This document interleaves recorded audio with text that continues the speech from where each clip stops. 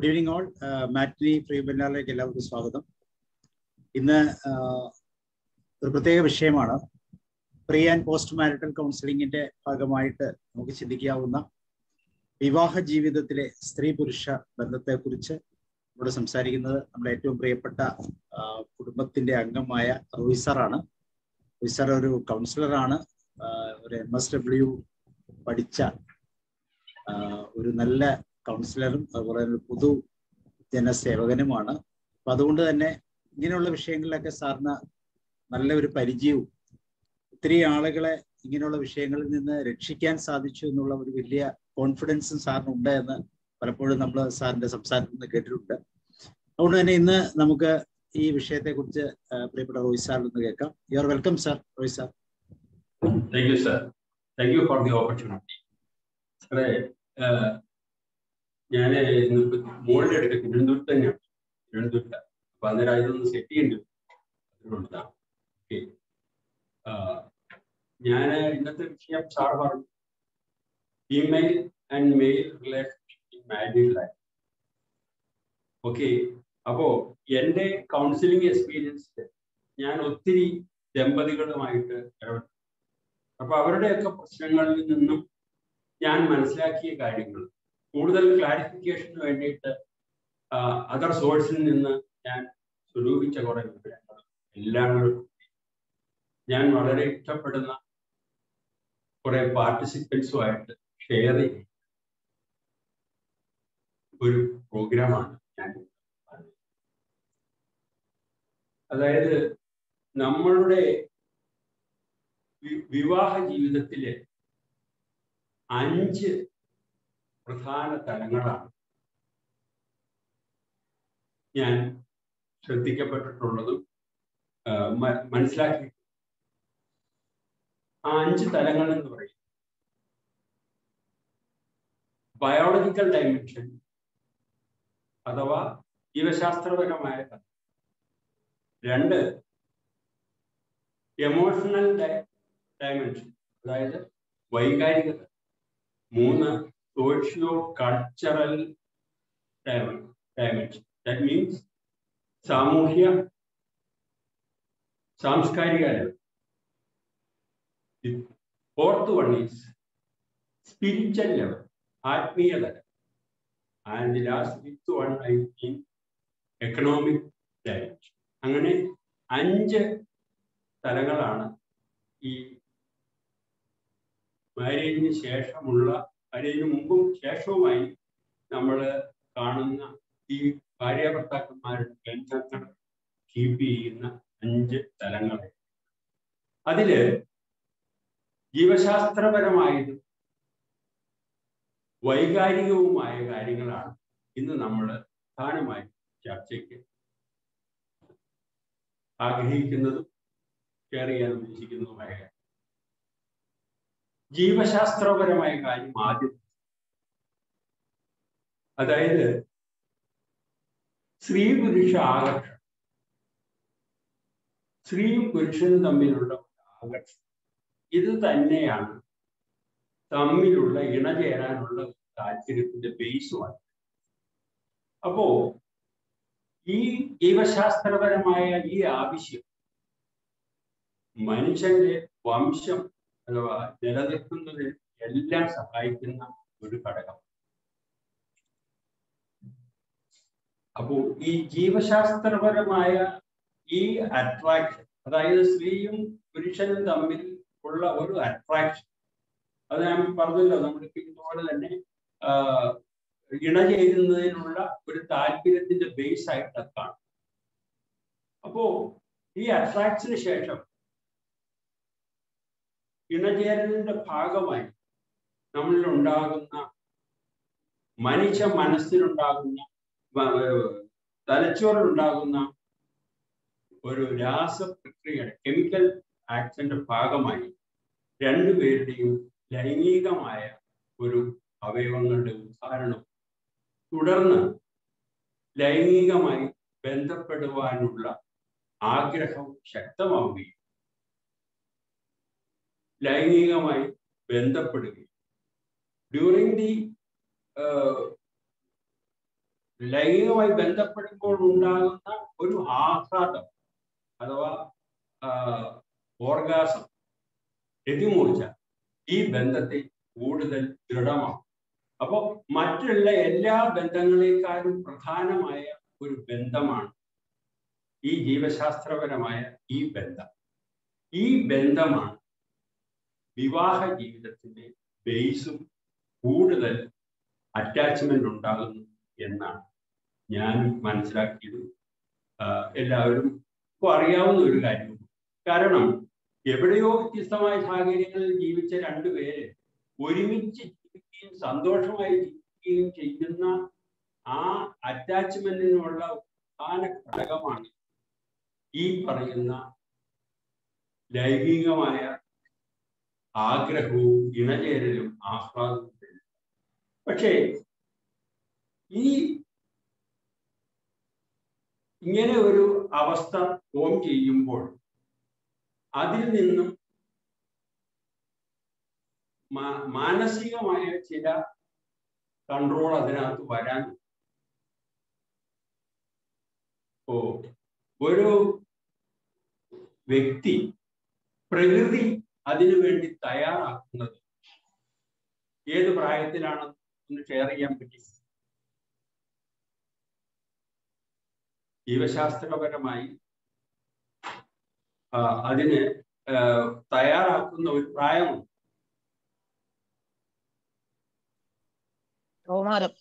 കേൾക്കാവോ?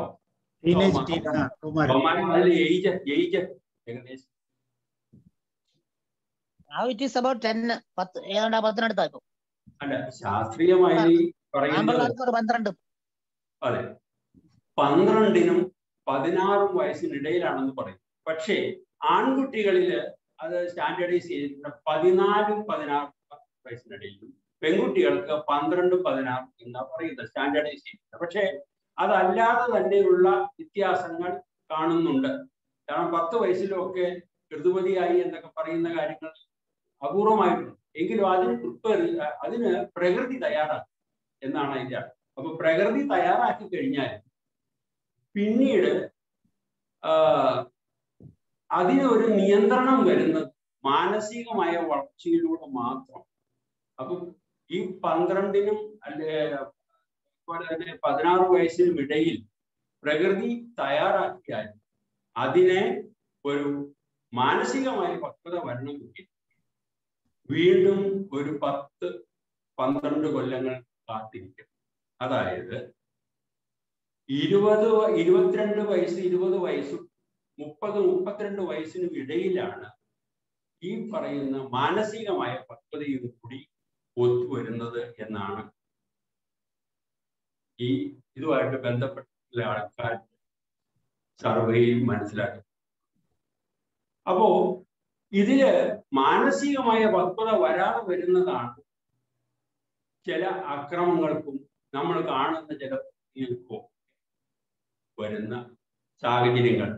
അതുകൊണ്ട് മാനസിക പക്വത എന്ന് പറയുന്നത് ഈ പ്രകൃതിദത്തമായ ഈ ലൈംഗിക വികാരവും അതനുസരിച്ചുള്ള ആഹ്ലാദവും കാണുന്ന ബന്ധത്തെ ഉറപ്പിക്കുന്ന പ്രകൃതിയുടെ ഇതിൽ തന്നെ മനുഷ്യ മസ്തിത്വത്തിൽ തന്നെ മറ്റൊരു സംഭവം കൂടെയുണ്ട്. മാനസികമായി അതിനെ കൺട്രോൾ ചെയ്യാനും നിയന്ത്രിക്കാനുമുള്ള ഒരു കഴിവ് കൂടി ദൈവം. അപ്പോ ഇത് രണ്ടും കൂടെ വരുന്നതാണ് പക്വത എന്ന് പറയും. അപ്പോ 20 വയസ്സിനും 30 വയസ്സിനും ഇടയിലാണ് സാധാരണയായി ഈ ഒരു വിവാഹ പ്രായം എന്ന് പറയുന്നത്. അതിലെവിടെയോ ആണ്. അതുപോലെ തന്നെ പ്രകൃതിയുടെ ഈ പക്വത വരുന്ന റിപ്രൊഡക്ഷന് വേണ്ടി തയ്യാറാക്കുന്നതും ഈ 12 വയസ്സിനും 16 വയസ്സിനും ഇടയിൽ എവിടെയോ ഒരു വർഷമാണ് ഒരാളുടെ.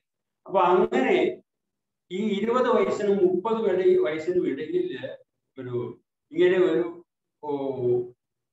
പ്രക്രിയയ്ക്ക് വിവാഹം കഴിച്ച് കുടുംബജീവിതം നയിക്കാൻ വേണ്ടിയിട്ട് തയ്യാറാക്കി.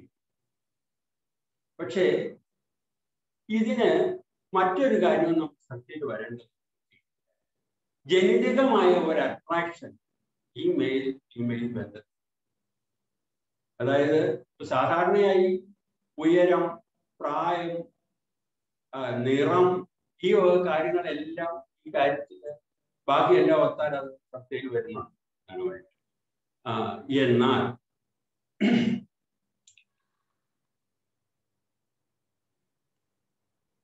അപ്പൊ ഈ നിറം, ഉയരം, ഹൈറ്റ്, ഈ വക കാര്യങ്ങൾ ജനിതകമായ ഒരു ചേർച്ചയ്ക്കുള്ള ഒരു സെലക്ഷന്റെ ഭാഗമായിട്ട് വരുന്നുണ്ട്. ഇപ്പൊ ഉദാഹരണത്തിന് 2 വ്യക്തികൾ തമ്മിൽ ഇഷ്ടപ്പെടുന്നു, വിവാഹം, അങ്ങനെ, അതായത് പ്രണയ വിവാഹം, അവിടെയും ഈ ജനിതകമായ കാഴ്ചപ്പാട്.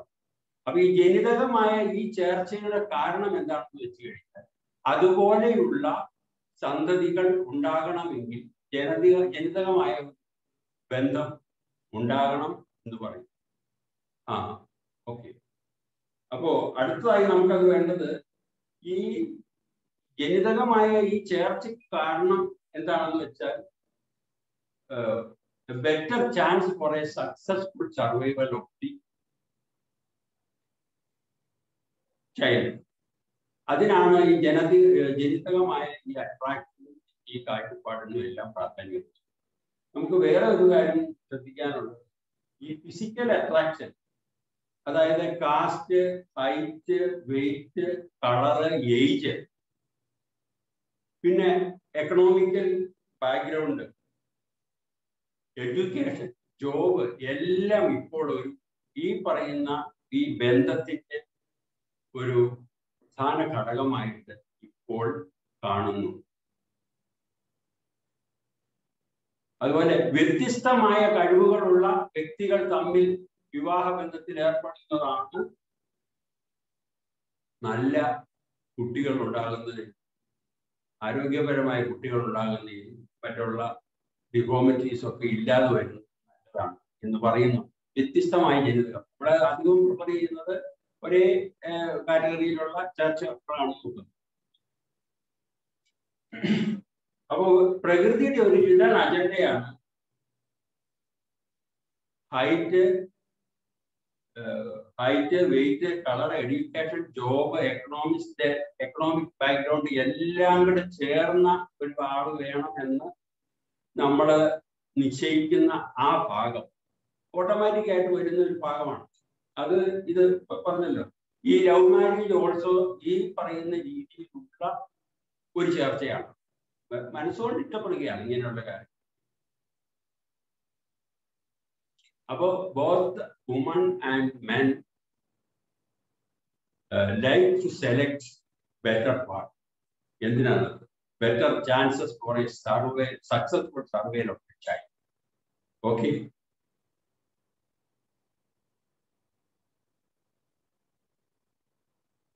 അപ്പോ ഈ നമുക്ക് വേറെ നോക്കാം, ഈ ശാരീരികമായുള്ള ചേർച്ചയ്ക്ക് ഈ ഹൈറ്റ്, കളറ്, ഏജ് അതിനെ എങ്ങനെ എടുക്കാം എന്നുള്ളത് അതൊരു പ്രധാനപ്പെട്ട കാര്യമാണ്. ഇപ്പൊ ഉദാഹരണത്തിന് ഹൈറ്റ്, ഗോത്രവർഗത്തിൽപ്പെട്ട അന്ന കാലഘട്ടം മുതൽ ഇര തേടുന്നതിനും അവന്റെ പുരുഷന്റെ ശാരീരികമായ ശക്തിക്ക് പ്രാധാന്യമുണ്ടായി.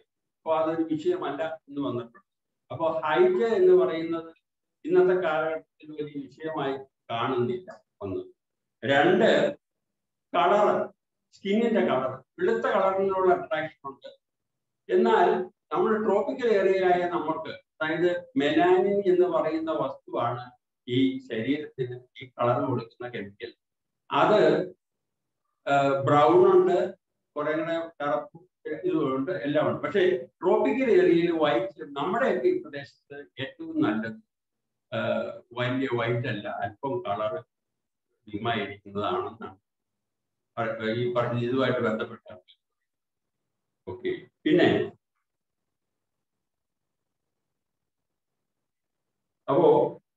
ഏജ്, ഇന്നത്തെ കാലത്തില് ദമ്പതികൾക്ക് ഈ ഏജ് ഒരു വിഷയമായിട്ട് ഇപ്പോൾ കാണുന്നില്ല. ഏജ് കാരണം ഇപ്പോൾ തമ്മിൽ ഇഷ്ടപ്പെടുന്ന സമയത്തും ഒക്കെ പ്രായമൊന്നും അധികം ആരും നോക്കാറില്ല. അതുപോലെ തന്നെ 2-3 വയസ്സിന് മൂപ്പ് വേണം എന്ന് പണ്ടൊക്കെ പറയുമായിരുന്നു. സ്ത്രീയും പുരുഷനുമായിരുന്നു. സ്ത്രീക്ക് പുരുഷനേക്കാളും ഒരു 4 വയസ്സ് അല്ലെങ്കിൽ ഒരു 3 വയസ്സ് വ്യത്യാസം വരെ വരാം എന്ന് പറഞ്ഞു. അത് റെഡ്യൂസ് ചെയ്ത് ഒരല്പം പ്രായം കൂടുതൽ സ്ത്രീക്ക് സ്ത്രീക്ക് കുറവ് വരണം, പുരുഷൻ അല്പം കൂടി നിൽക്കണം എന്ന് പറയുന്ന ഭാഗം ഉണ്ട്. പക്ഷേ അത് പ്രായോഗികമായി ഇതിന്റെ ഒരു ആശയം ഈ സ്വാർത്ഥനായ പുരുഷന് വേണ്ടിയിട്ട് വയസ്സുകാലത്ത് ഇങ്ങനെ വേലാതിരിക്കുന്ന അവസരത്തിൽ സഹായിക്കാൻ പ്രായം കുറഞ്ഞ സ്ത്രീയാണെങ്കിൽ കുറെ സഹായിക്കുമെന്ന് പറയുന്നത് അതിന് സഹായിക്കാൻ കഴിയുമല്ലോ എന്നുള്ള ഒരു താല്പര്യമായിരിക്കാം ഇതിനകത്ത് വന്നത്. ഏതായാലും ഇന്നത്തെ കാലഘട്ടത്തിൽ ഈ പ്രായത്തിന്റെ വ്യത്യാസം ഒരു വ്യത്യാസമായിട്ട് കാണാതിരിക്കാൻ തുടങ്ങി എന്നുള്ളത് ഓക്കെ.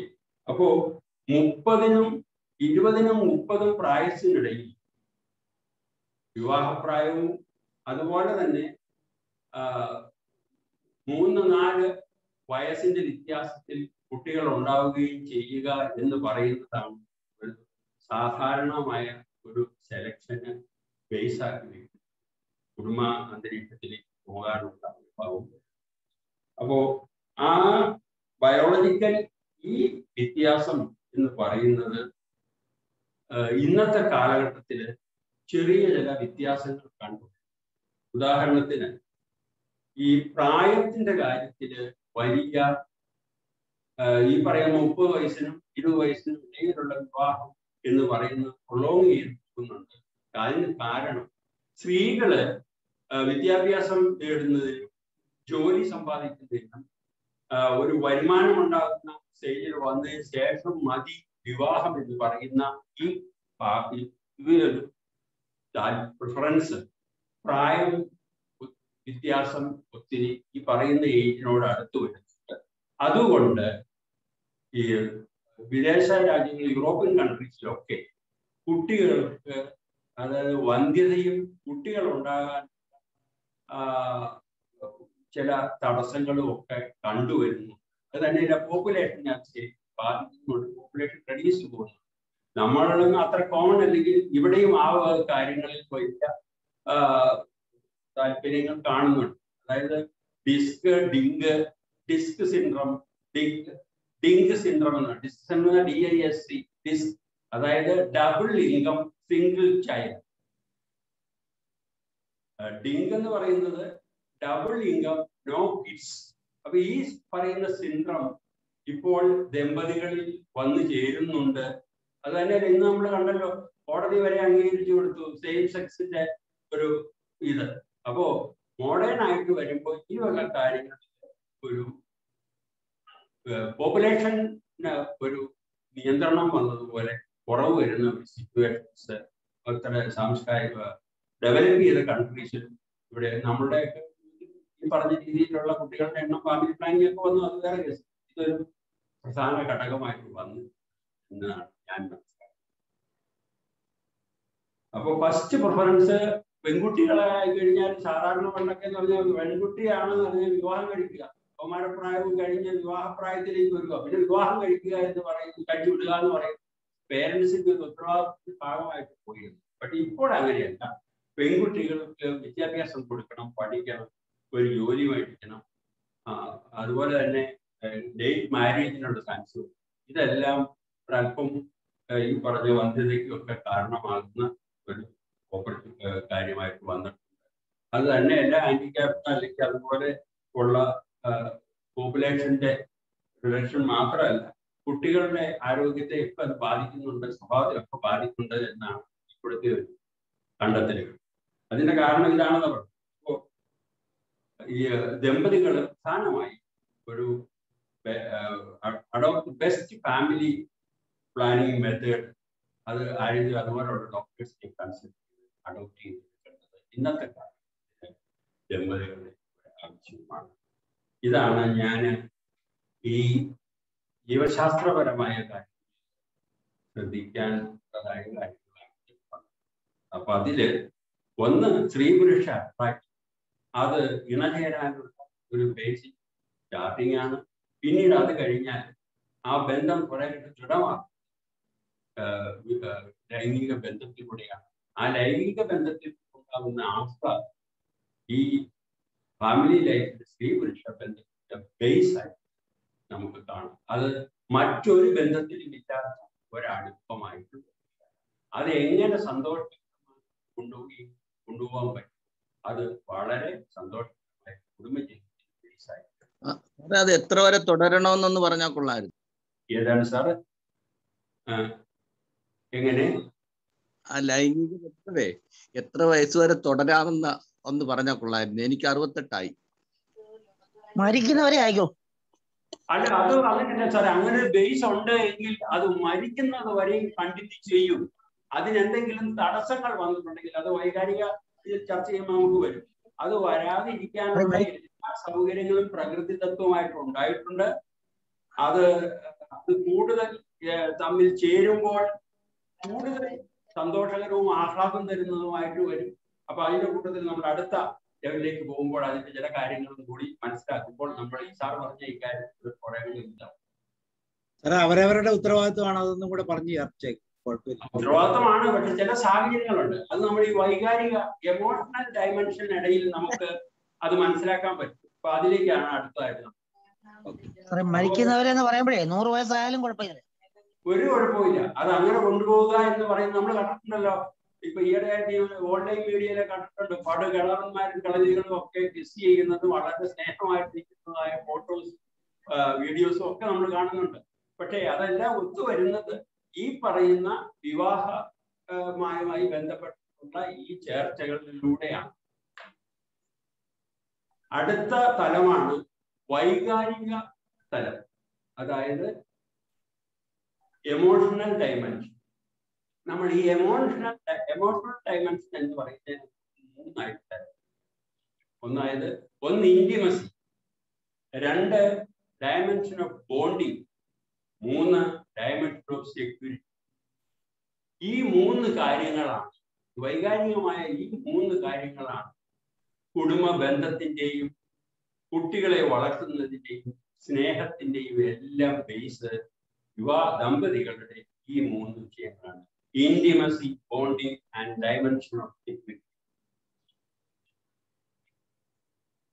അപ്പോ physical attraction of male and female become an affair is called intimacy.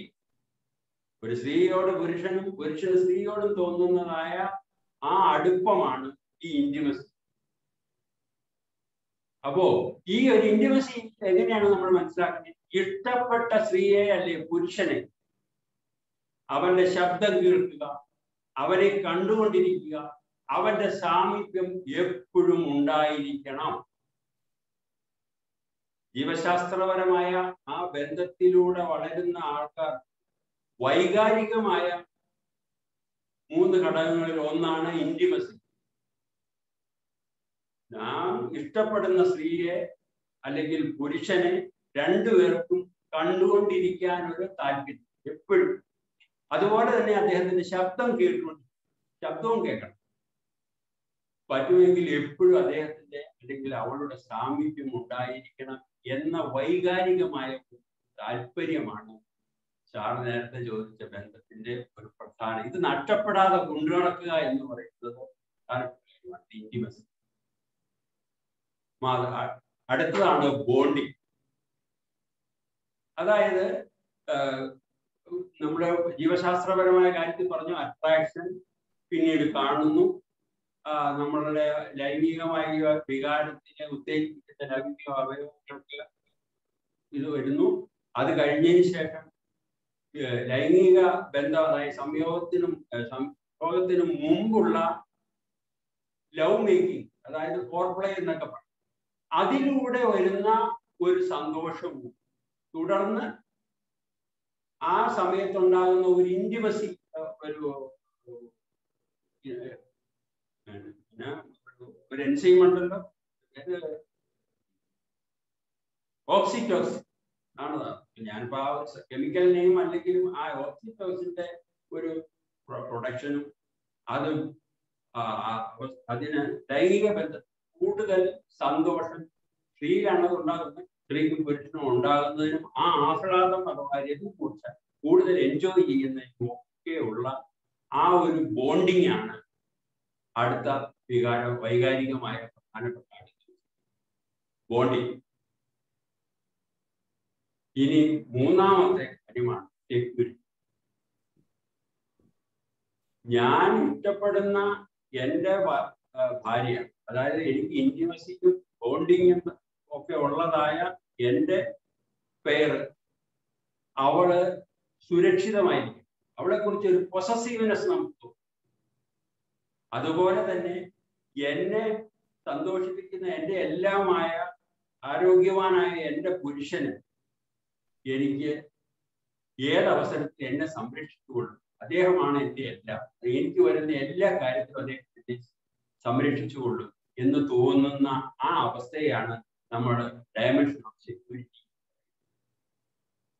അതായത് എൻ്റെ സ്വന്തമാണ് എൻ്റെ ഭാര്യ, അവൾക്ക് വേണ്ട പ്രൊട്ടക്ഷൻ ഞാൻ കൊടുക്കണം, അവൾ എൻ്റെ എല്ലാമാണ്, എൻ്റെ മാത്രമാണ് എന്ന് തോന്നുന്ന ആ വികാരവും, അദ്ദേഹത്തിൽ ഞാൻ സുരക്ഷിതമാണ്, എല്ലാവിധമായ സംരക്ഷണവും അദ്ദേഹത്തിന് എന്ന് തോന്നുന്ന ആ ഒരു വികാരം, അതാണ് സെക്യൂരിറ്റി. അപ്പോ വിവാഹ ജീവിതത്തിലെ ഏറ്റവും പ്രധാനപ്പെട്ട 3 വൈകാരികമായ കാര്യങ്ങളാണ് intimacy, bonding and security.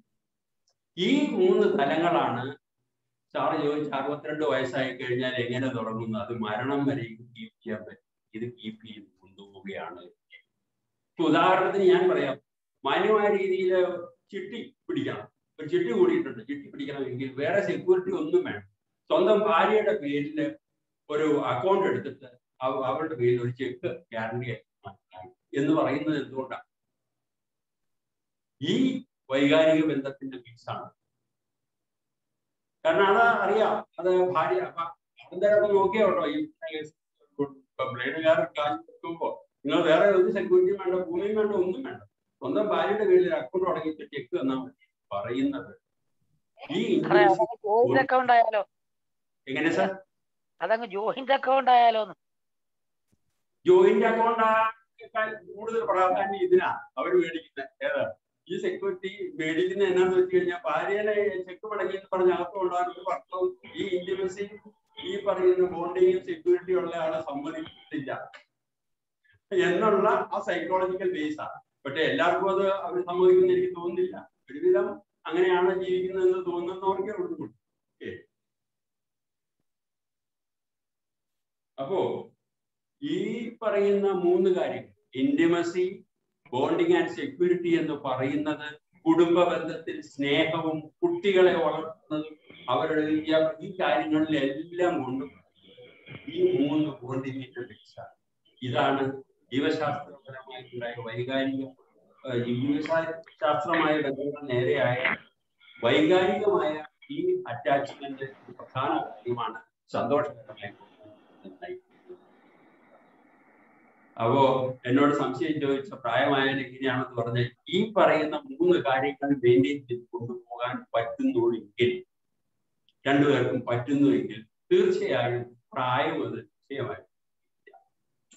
Sir, ഈ ഒന്നിൽ കൂടുതൽ കല്യാണം കഴിക്കുന്നവർക്ക് ഈ ഇന്റിമസി, ബോണ്ടിങ്, സെക്യൂരിറ്റി ഉണ്ടാവില്ലല്ലോ? ഉണ്ടാവില്ല. അതാ ഞാൻ പറഞ്ഞത്.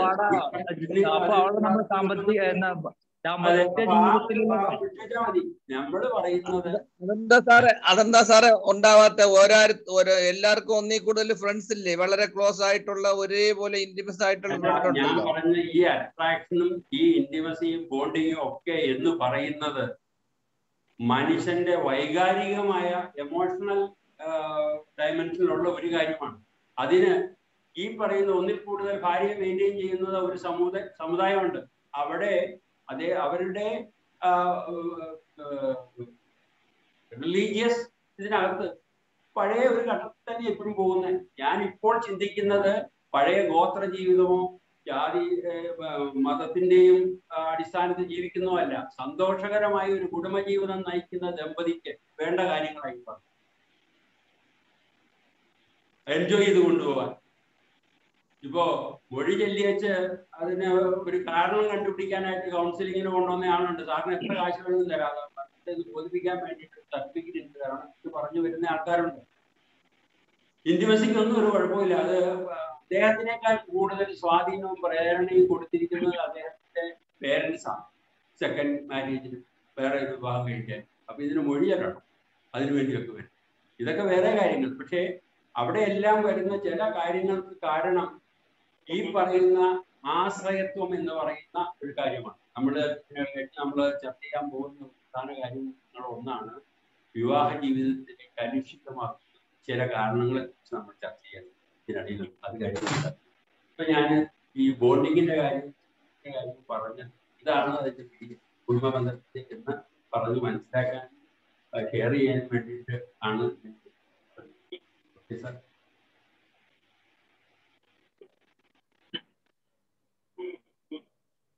ഇനി ഞാൻ അടുത്തതായിട്ട് നമ്മൾ എടുക്കുന്ന പ്രധാനപ്പെട്ട ഒരു കാര്യം, ഈ എമോഷണൽ ലിവിങ്ങിൽ തന്നെ നമ്മളുടെ വിവാഹ ജീവിതത്തിനെ കലുഷിതമാക്കുന്ന, അഫക്റ്റ് ചെയ്യുന്ന ചില കാര്യങ്ങളെ കുറിച്ചാണ്, പ്രോബ്ലംസിനെ കുറിച്ചാണ് നമുക്ക് ചർച്ച ചെയ്യാൻ പോകുന്നത്. ഉദാഹരണത്തിന് ഈ പറയുന്ന പ്രശ്നങ്ങളെ നമുക്ക് രണ്ടായിട്ട് തരംതിരിക്കാം. ഒന്ന് ഹാർഡ് പ്രോബ്ലംസും, രണ്ട് സോഫ്റ്റ് പ്രോബ്ലംസും. ഹാർഡ് പ്രോബ്ലംസ് എന്ന് പറയുന്ന ഭാഗം മാനസികമായ രോഗങ്ങളൊക്കെ ഇതിനകത്ത് വരും. അത് നേരെയാക്കാൻ അത്ര പെട്ടെന്ന് പറ്റിയെന്ന് വരത്തില്ല. ലഘുവായ കാര്യങ്ങള് ദമ്പതികൾ ശ്രദ്ധിച്ചാൽ നമുക്ക് നോക്കാം എന്തൊക്കെയാണ് ഈ ഹാർഡ് പ്രോബ്ലംസ്, വിവാഹ ജീവിതത്തില് വരുന്ന ഹാർഡ് പ്രോബ്ലംസ് എന്തൊക്കെയാണ്. സൈക്കോസിസ്, മാനസികമായ രോഗങ്ങളായ സൈക്കോസിസ് ഇതിനകത്ത് പ്രധാന ഭാഗമാണ്. പിന്നെ ആൽക്കഹോളിക് അബ്യൂസ്, മദ്യപാനത്തിൽ അത് വിഷയമുണ്ടാകും. പിന്നെ സെക്സ്വൽ ഡിസ്ഫങ്ഷൻസ് അതൊരു വിഷയമാണ്. പേഴ്സണാലിറ്റി ഡിസോർഡർ ഉണ്ട്, ഡൊമസ്റ്റിക് വയലൻസ്. ഈ 5 കാര്യങ്ങൾ നമ്മുടെ വിവാഹ ജീവിതത്തെ അഫക്റ്റ് ചെയ്യുന്ന ഒരു കൂടുതൽ മോശപ്പെടുത്തുന്ന ചില ഘടകങ്ങളായിട്ട് നമുക്ക് ഓരോന്നും ലഘുവായിട്ടുള്ള കാര്യങ്ങൾ എന്ന് പറയുന്നത്. ലഘുവായ പ്രോബ്ലംസ്, അതായത് തന്നെത്താൻ പരിഹരിക്കാൻ പറ്റും, ഇല്ലെങ്കിൽ ഒരു കൗൺസിലിംഗ് സൈക്കോളജിസ്റ്റുകളെയോ ഒക്കെ ചെന്ന് കണ്ട് അവരുമായിട്ടുള്ള പരിഹരിക്കാവുന്ന അത് ലഘുവായ പ്രശ്നം. അതിനകത്ത് വരുന്നതാണ് ന്യൂറോസിസ്, ഡിപ്രസീവ് ഡിസോർഡർ, പിന്നെ mismatch of temperament and expectations. അത് വേറെ സോഫ്റ്റ്, അത് നമുക്ക് പിന്നെ. അപ്പൊ ആദ്യമായിട്ട് നമുക്ക് ഈ ഹാർഡ് പ്രോബ്ലംസ് ചർച്ച ചെയ്യാം. സൈക്കോസിസ് എന്താണ്?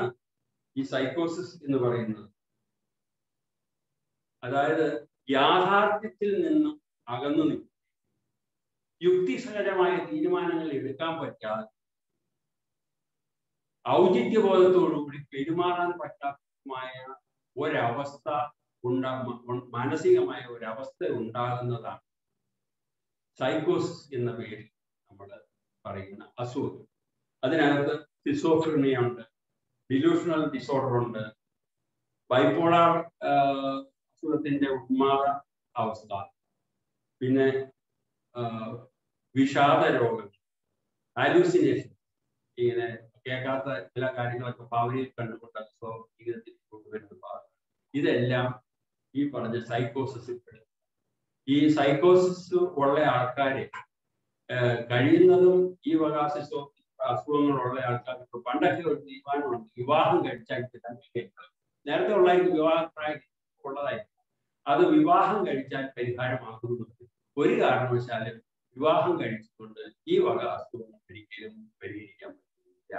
അഥവാ പിന്നെ മെഡിക്കൽ അസിസ്റ്റൻസ് കൊടുത്ത് റെഗുലേറ്റ് ചെയ്ത് നിർത്താൻ പറ്റിയിട്ടുണ്ടെങ്കിൽ തന്നെ അത് വിവാഹം കഴിക്കുന്ന സമയത്ത് മറ്റു പാർട്ട്നറോട് ഈ വിവരങ്ങൾ പറയുകയും ചെയ്തില്ല എങ്കിൽ അത് ഗൗരവമായ വിഷയമായിട്ട് അത് പ്രശ്നത്തിലേക്ക് വരും. ഓക്കെ, പിന്നെ അടുത്തതാണ് ആൽക്കഹോളിക്.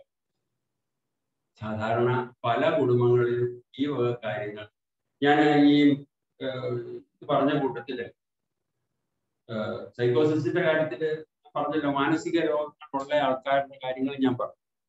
അത് കണ്ടുപിടിക്കാൻ എന്ന് പറഞ്ഞാൽ മിക്കവാറും വിവാഹത്തിന് മുമ്പ് പേരൻസിനോ ഒക്കെ അറിയാൻ കാര്യങ്ങളുണ്ട് എന്നുള്ളത്. അത് സൈക്കോതെറാപ്പിയിലൂടെ പരിഹരിക്കാൻ പറ്റുന്നതുമാണ്. പക്ഷേ അത് പരിഹരിച്ചാൽ തന്നെ ഈ വിവാഹത്തിൽ വേറെ കുഴപ്പമൊന്നും ദൈനംദിന ജീവിതത്തിൽ കാണുന്നില്ല എങ്കിൽ വിവാഹം കഴിക്കുന്ന സമയത്ത് ഈ കാര്യങ്ങൾ ഭർത്താവിനോട് പറഞ്ഞ് അഡ്ജസ്റ്റ് ചെയ്യുക എന്ന് പറയുന്നത് വീണ്ടും ജീവിതം ഉണ്ടാവാതിരിക്കാനുള്ള ഒരു കരുതൽ, അത് പ്രശ്നമാക്കും. അതിന് വേറെ യാതൊരു അഡ്ജസ്റ്റ്മെന്റ് സൈക്കോതെറാപ്പി അല്ലാതെ സൈക്കോതെറാപ്പിയിലൂടെ നേരെയാക്കി എടുക്കാൻ കുടുംബജീവിതം സന്തോഷകരമായി കൊണ്ടുപോകാൻ. അടുത്തത് ആൽക്കഹോളിക് അബ്യൂസ്. മദ്യത്തിന് അഡിക്ഷൻ ആകുക എന്ന് പറയുന്നത് ഒരു മാനസിക രോഗമാണ്. ഈ മാനസിക രോഗമാണ് എന്ന് അറിഞ്ഞുകൊണ്ട് അതിന് അദ്ദേഹത്തെ തള്ളിക്കളയുകയോ അല്ലെങ്കിൽ കുടപിടിക്കുകയല്ലാന്നോ സഹതപിച്ചതുകൊണ്ടോ ഒന്നും ഒരു കാര്യമില്ല. അതിന് വിദഗ്ധമായ ചികിത്സകൾ തന്നെ നൽകുന്നത്.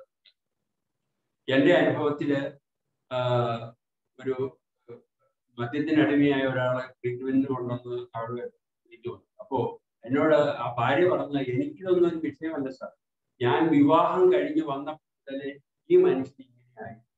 ഏതായാലും വിവാഹം കഴിച്ചു പോയില്ലേ, മരണം വരെ അനുഭവിക്കുക എന്ന രീതിയിലാണ് ഞാനത് കണ്ടിരുന്നത് എന്ന് പറഞ്ഞു. പക്ഷേ അവരുടെ ഒരു മകൻ വലുതായി, പിള്ളേരൊക്കെ വലുതായി, അഗ്രികൾച്ചറൽ ബാക്ക്ഗ്രൗണ്ട് ഒക്കെ വലുതായി, അവന് BSc നഴ്സിംഗ് പഠിക്കാൻ. അപ്പൊ ആ BSc നഴ്സിംഗിന്റെ കണ്ടു കഴിഞ്ഞ ഒരിക്കൽ വീട്ടിൽ വന്നപ്പോൾ അമ്മയെ അമ്മയുമായി ഇവൻ ബലമായിട്ട് നാട്ടുകാരുടെ സഹായത്തോടെ റെഡിയടിച്ചിട്ടുണ്ട്. അപ്പൊ അമ്മയെ സംബന്ധിച്ച് അതിനെതിരാകുന്നു, അത് അങ്ങനെയാണ് അറിയില്ല. പക്ഷെ ഈ ട്രീറ്റ്മെന്റ് എല്ലാം കഴിഞ്ഞ ശേഷം ആ സ്ത്രീ പറഞ്ഞു ഒരു കാര്യം, സാറേ ഞാന് ഇത്രയും നല്ല മനുഷ്യനായി എന്റെ ഭർത്താവ് എന്ന് ഞാൻ ഇപ്പോഴാണ്. അപ്പൊ എന്റെ നഷ്ടപ്പെട്ട വിഷയങ്ങളോർത്ത് വർഷങ്ങൾ ഞാൻ. അപ്പൊ ഞാൻ പറഞ്ഞത്, ഇതിന് ട്രീറ്റ്മെന്റ് ഉണ്ട് എന്ന് തിരിച്ചറിയുകയും അതിനുള്ള ശാസ്ത്രീയമായ കൊടുക്കുന്നതും ആണ് പ്രധാനപ്പെട്ട കാര്യങ്ങൾ. അതല്ലാതെ ഇപ്പോൾ ചെയ്യുന്ന വേറെ പണിയുണ്ട്, അറിയാതെ മരുന്ന് കലക്കിക്കൊടുക്കും. ഒരു കാരണവശാലും അതിന് പരിഹാരമാവത്തില്ല. അപ്പോൾ ഡി-അഡിക്ഷൻ ട്രീറ്റ്മെന്റ് ഇപ്പോൾ മറ്റുള്ള മാനസിക രോഗത്തിന്റെ ചെറുതായിട്ടുള്ളതിന്റെ ഭാഗമായിട്ട് വരുന്ന ഒരു ഭാഗമാണെന്നൊക്കെ തോന്നാവുന്ന രീതിയിൽ ആണ് ഈ ഡി-അഡിക്ഷൻ ഉള്ളവർക്ക് ചില കാര്യങ്ങൾ കാണുന്നത്, ഡിസോർഡറുകൾ കാണുന്നത്. പക്ഷേ അതെല്ലാം ശാസ്ത്രീയമായ ചികിത്സയിലൂടെ അത് പരിഹരിക്കാൻ പറ്റും. അതിന് സൈക്കാട്രിസ്റ്റിന്റെയും മെഡിക്കൽ ഡോക്ടറുടെയും സപ്പോർട്ട്.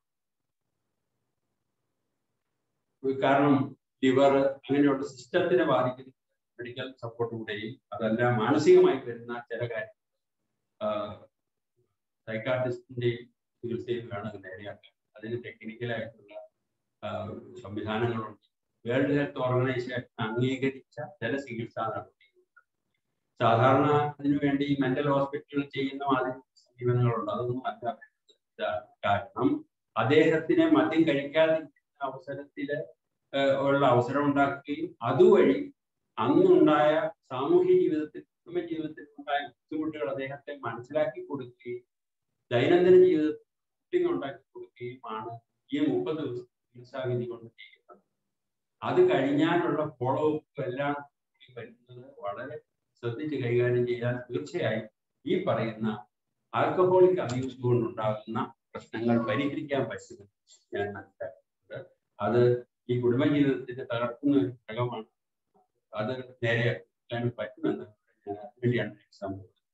പിന്നെ സെക്ഷൽ ഡിസ്ഫങ്ഷൻ,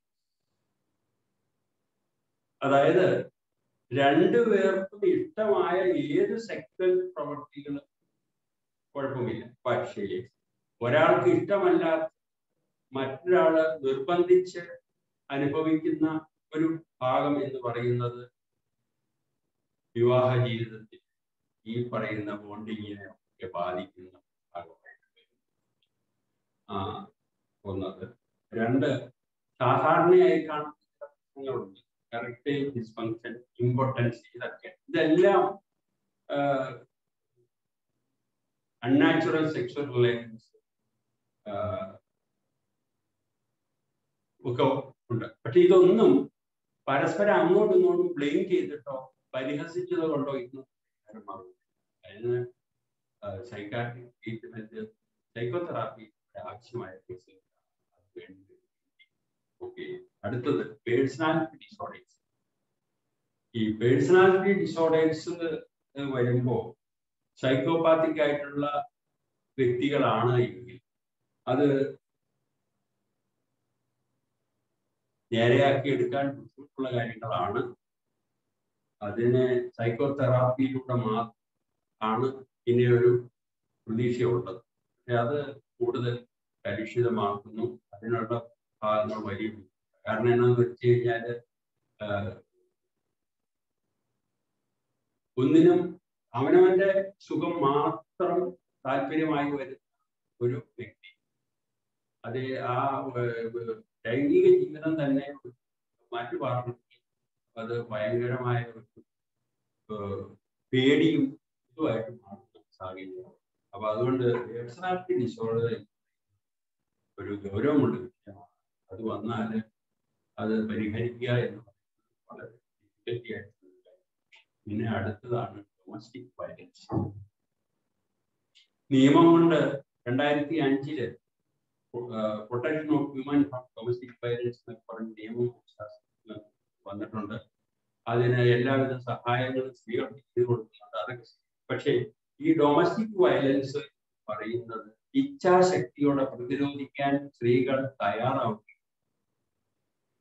അതുകൊണ്ട് പരിഹരിക്കപ്പെട്ടില്ല. വേണ്ടപ്പെട്ടവരെ അറിയിക്കുകയും അതുവഴി പിരിഞ്ഞു നീക്കി നിയമപരമായ നടപടികൾ സ്വീകരിക്കുകയും ചെയ്യുക എന്ന് പറയുന്നത് പ്രായോഗികമായി സാധ്യമായി എന്ന് ഞാൻ മനസ്സിലാക്കും. ആ ഡൊമസ്റ്റിക് വയലൻസ് വയലൻസ് ഉണ്ടെങ്കിൽ അത് സഹിച്ചു നിൽക്കുന്ന ഒരു പ്രവണതയാണ് ഒരു ഭാഗത്തുള്ളത്. പക്ഷെ അത് അങ്ങനെ സഹിച്ചു കൊണ്ടുപോകുക എല്ലാവരും ഇച്ഛാശക്തിയോടെ നേരിടുകയും പറ്റിയില്ല എങ്കിൽ ഈ വക ഞാൻ പറഞ്ഞതുപോലെ അതുവഴി നിയമപരമായ നേടുകയും ചെയ്യേണ്ടതാണ്. ഇത്രയും ഭാഗമാണ് ഹാർഡ് ഞാൻ കണ്ടിട്ടുള്ള കാര്യം. ഈ കാര്യത്തിൽ വേറെ എന്തെങ്കിലും കാര്യങ്ങൾ ഷെയറിംഗ് ഞാൻ ആഗ്രഹിക്കുന്നുണ്ടോ?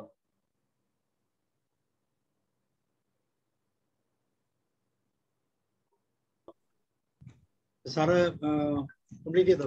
ടോപ്പിക് സോഫ്റ്റ് പ്രോബ്ലംസ് ആണ് അടുത്ത്. ഞാൻ ഇപ്പൊ പറഞ്ഞ ഹാർഡ് പ്രോബ്ലംസ്. സോഫ്റ്റ് പ്രോബ്ലംസ് എന്ന് പറഞ്ഞാൽ neurosis, anxiety, OCD, social phobia, പിന്നെ മെഡിക്കലി അൺഎക്സ്പ്ലെയിൻഡ് ഫിസിക്കൽ സിംപ്റ്റംസ്.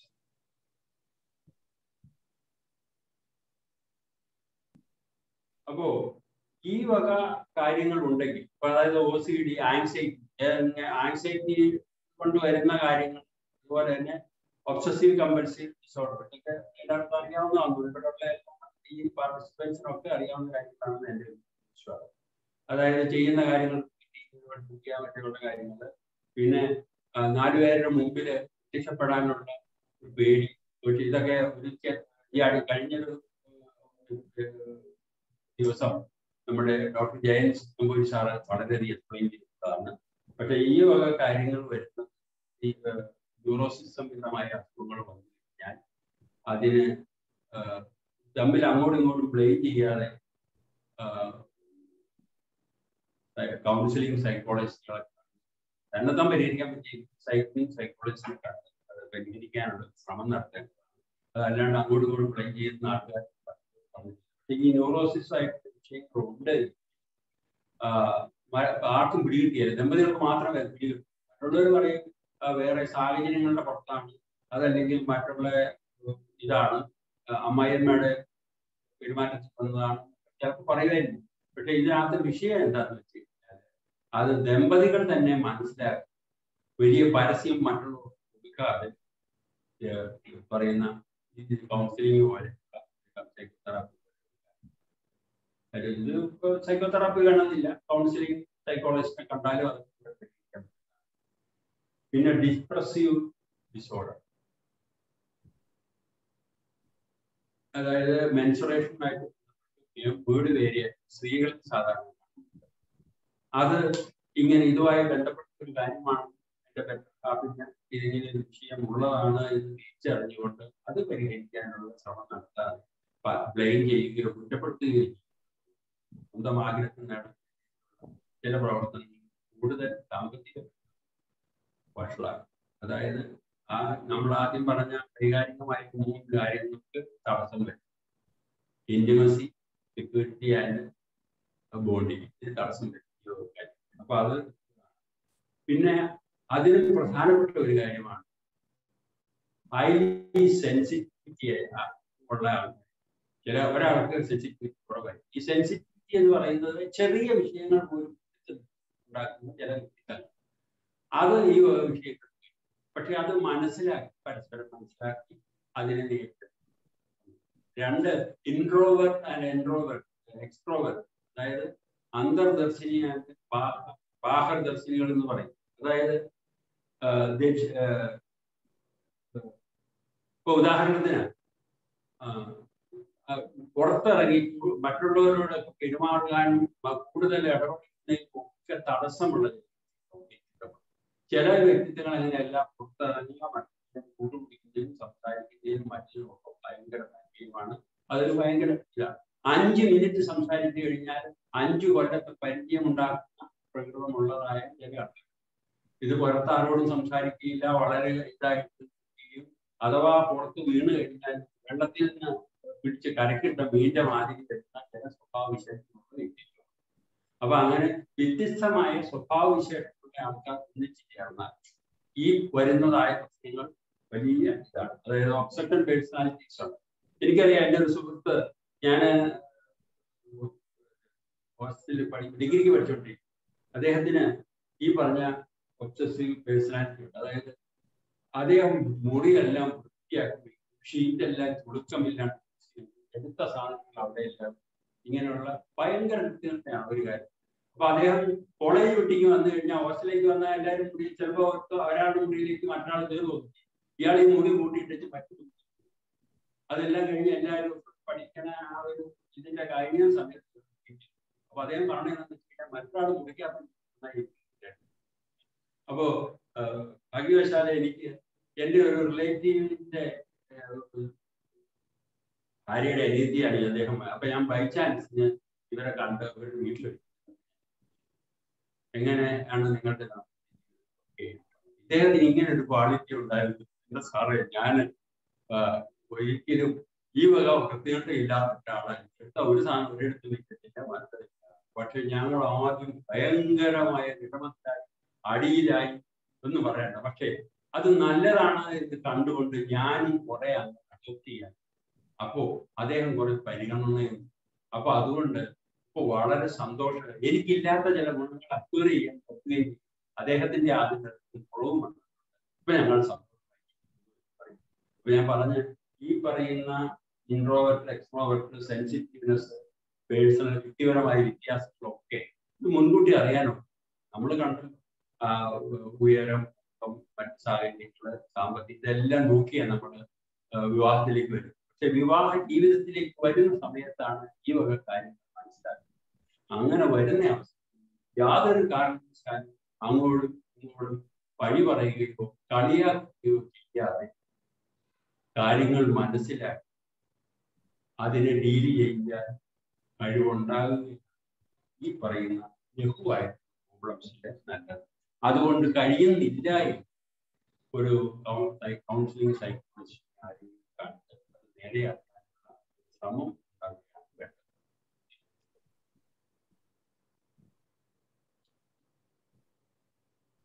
അപ്പോ ഇപ്പോ ഞാൻ വൈകാരികമായ കാര്യം പറഞ്ഞു. അപ്പൊ ഏതായാലും തിരുത്താനും പഠിപ്പിക്കാനും ശ്രമിക്കാതെ പങ്കാളിയുടെ സ്വഭാവവും മനസ്സിലാക്കാൻ ശ്രമിക്കുക എന്ന് പറയുന്നതാണ് ഏറ്റവും പ്രധാനപ്പെട്ട ഒരു കാര്യം. അപ്പോ സ്വന്തം സ്വഭാവത്തിൽ വേണ്ട തിരുത്തലുകൾ വരുത്തുക. കാരണം അത് പാർട്ട്ണർക്ക് ഉൾക്കൊള്ളാൻ പറ്റാത്ത സാഹചര്യമാണ് ഉള്ളത് എങ്കിൽ അത് തിരുത്താൻ ശ്രമം നടത്തും. പിന്നെ ദേഷ്യ നിയന്ത്രണത്തിനുള്ള ടെക്നിക്കുകൾ, പെട്ടെന്ന് പൊട്ടിത്തെറിക്കുന്ന ആൾക്കാർ. അപ്പോ കുടുംബജീവിതത്തിന്റെ പദ്ധതിക്ക് വേണ്ടിയിട്ട് ഈ പറയുന്ന ചില ടെക്നിക്കുകൾ സ്വീകരിക്കും. അതുപോലെ മത്സര ഗുണങ്ങൾ, ഒരിക്കലും ഗുണം ചെയ്യും. കാരണം ഈ പറഞ്ഞു ജയിക്കുക, അവസാനം പറഞ്ഞു ജയിക്കുക, അങ്ങോട്ടും ഇങ്ങോട്ടും പറഞ്ഞു ജയിക്കുന്ന ഭാഗങ്ങൾ ഇഷ്ടപ്പെടാതെ വരുമ്പോൾ പ്രതികരിക്കുക, പൊട്ടിത്തെറിക്കുക എന്ന് പറയും. മറ്റു പാർട്ട്ണറെ ഇരുത്താൻ വേണ്ടിയിട്ട് ഉറക്ക വഴക്കുകൾ പറയും. അപ്പോ മറ്റുള്ളവർ കേൾക്കുമല്ലോ എന്നോർത്ത് മിണ്ടാതെ ഒതുങ്ങിയിരിക്കുന്നു എന്നാണ് ഒരാൾ ഉദ്ദേശിക്കുന്നത്. പക്ഷേ അത് അന്ന് കേൾക്കട്ടെ എന്നുള്ള രീതിയിൽ അതിനും ശബ്ദത്തിൽ സംസാരിക്കുക എന്ന് പറയുന്നതായിരുന്നു മറ്റേ പാർട്ടി. എന്നിട്ടും നിൽക്കാതെ വരുമ്പോൾ പുറത്തേക്ക് ഇറങ്ങി അയൽവക്കംകാർ പേടിയുള്ളത് കൊണ്ട് ഇണ്ടാതിരിക്കുന്നോർത്താണ് പുറത്തേക്ക് ഇറങ്ങി ഒറ്റത്തിൽ. ഇതൊന്നും പരിഹാരമാക്കുന്നില്ല. അതിന് പ്രശ്നങ്ങൾ എന്താണെന്ന് കണ്ടറിഞ്ഞ് പരിഹരിക്കാനുള്ള താല്പര്യം രണ്ടുപേരിലും ഉണ്ടാവും. തർക്കം വന്നാൽ തോറ്റു കൊടുക്കുന്നതാണ് വിജയം എന്നാണ് ആത്മജീവിതത്തിൽ പറയുന്നത്. തർക്കം വന്നാൽ തോറ്റു, എന്നിട്ട് അതിന്റെ ന്യായത്തെ ചിന്തിക്കാൻ പറ്റും. അല്ലെങ്കിൽ എന്ത് വിഷയമാണ് ഇതിന് കാരണം എന്ന് ചിന്തിക്കാൻ അവസരം തരിക. മറ്റു പാർട്ടികളെ തോൽപ്പിക്കാനുള്ള ശ്രമമായിരിക്കും ഉണ്ടാവും.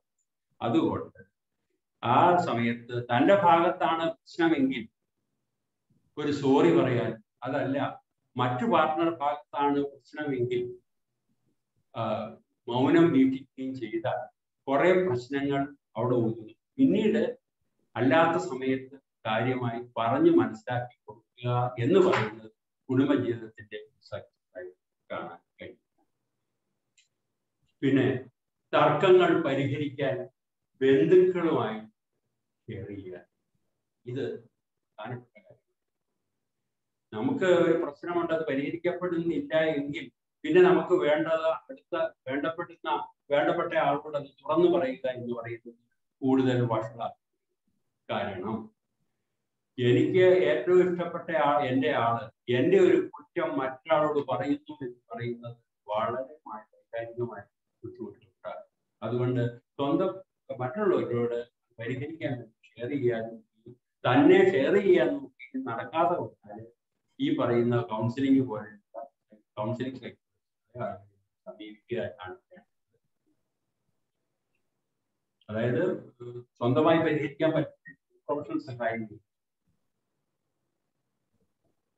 അപ്പോ കടുപ്പമുള്ള വിഷയങ്ങൾ, ഗൗരവമുള്ള പ്രശ്നങ്ങൾ പരിഹരിക്കാൻ സൈക്കാട്രിസ്റ്റ്, ലഘുവായ പരിഹരിക്കാൻ കൗൺസിലിംഗ് സൈക്കോളജിസ്റ്റുകളുടെയും സഹായം നേടുന്നത് ഉചിതമായി.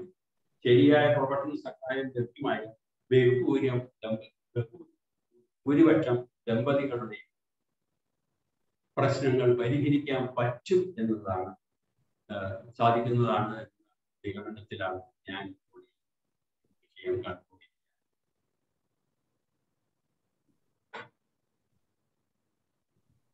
ദാമ്പത്യ ജീവിതത്തിൽ ഞാൻ മനസ്സിലാക്കുകയും കുറെ ഷെയർ ചെയ്യാൻ ആഗ്രഹിക്കുന്നതാണ്. ജോലിയും തുല്യമായി ഭാര്യയ്ക്കും ഭർത്താവിനും ജോലിയുണ്ട്, ഇത് തുല്യമായി കൊണ്ടുപോകുക എന്ന് പറയുന്നത് ദാമ്പത്യ ജീവിതത്തിന്റെ ആവശ്യമാണ്.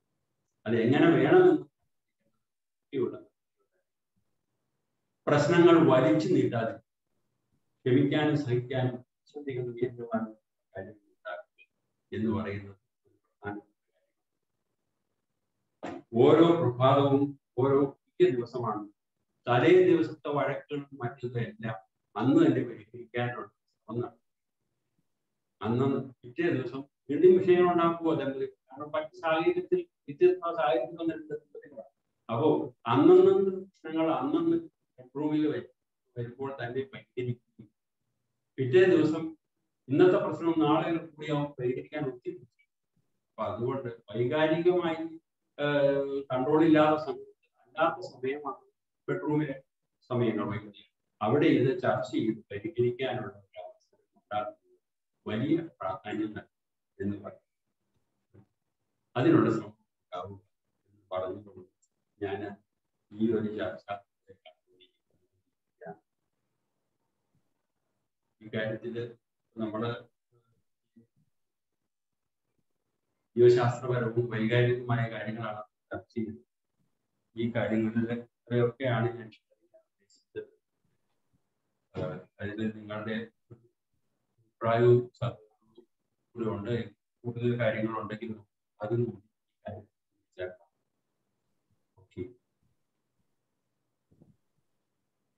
ഓക്കെ റോയ് സാർ, സാറിന്റെ ക്ലാസ് വളരെ ക്രിയാത്മകമായിരുന്നു. വിവാഹ ജീവിതത്തിലുള്ള രണ്ട് പ്രധാനപ്പെട്ട തലങ്ങളെ കുറിച്ചാണ് സംസാരിച്ചത്.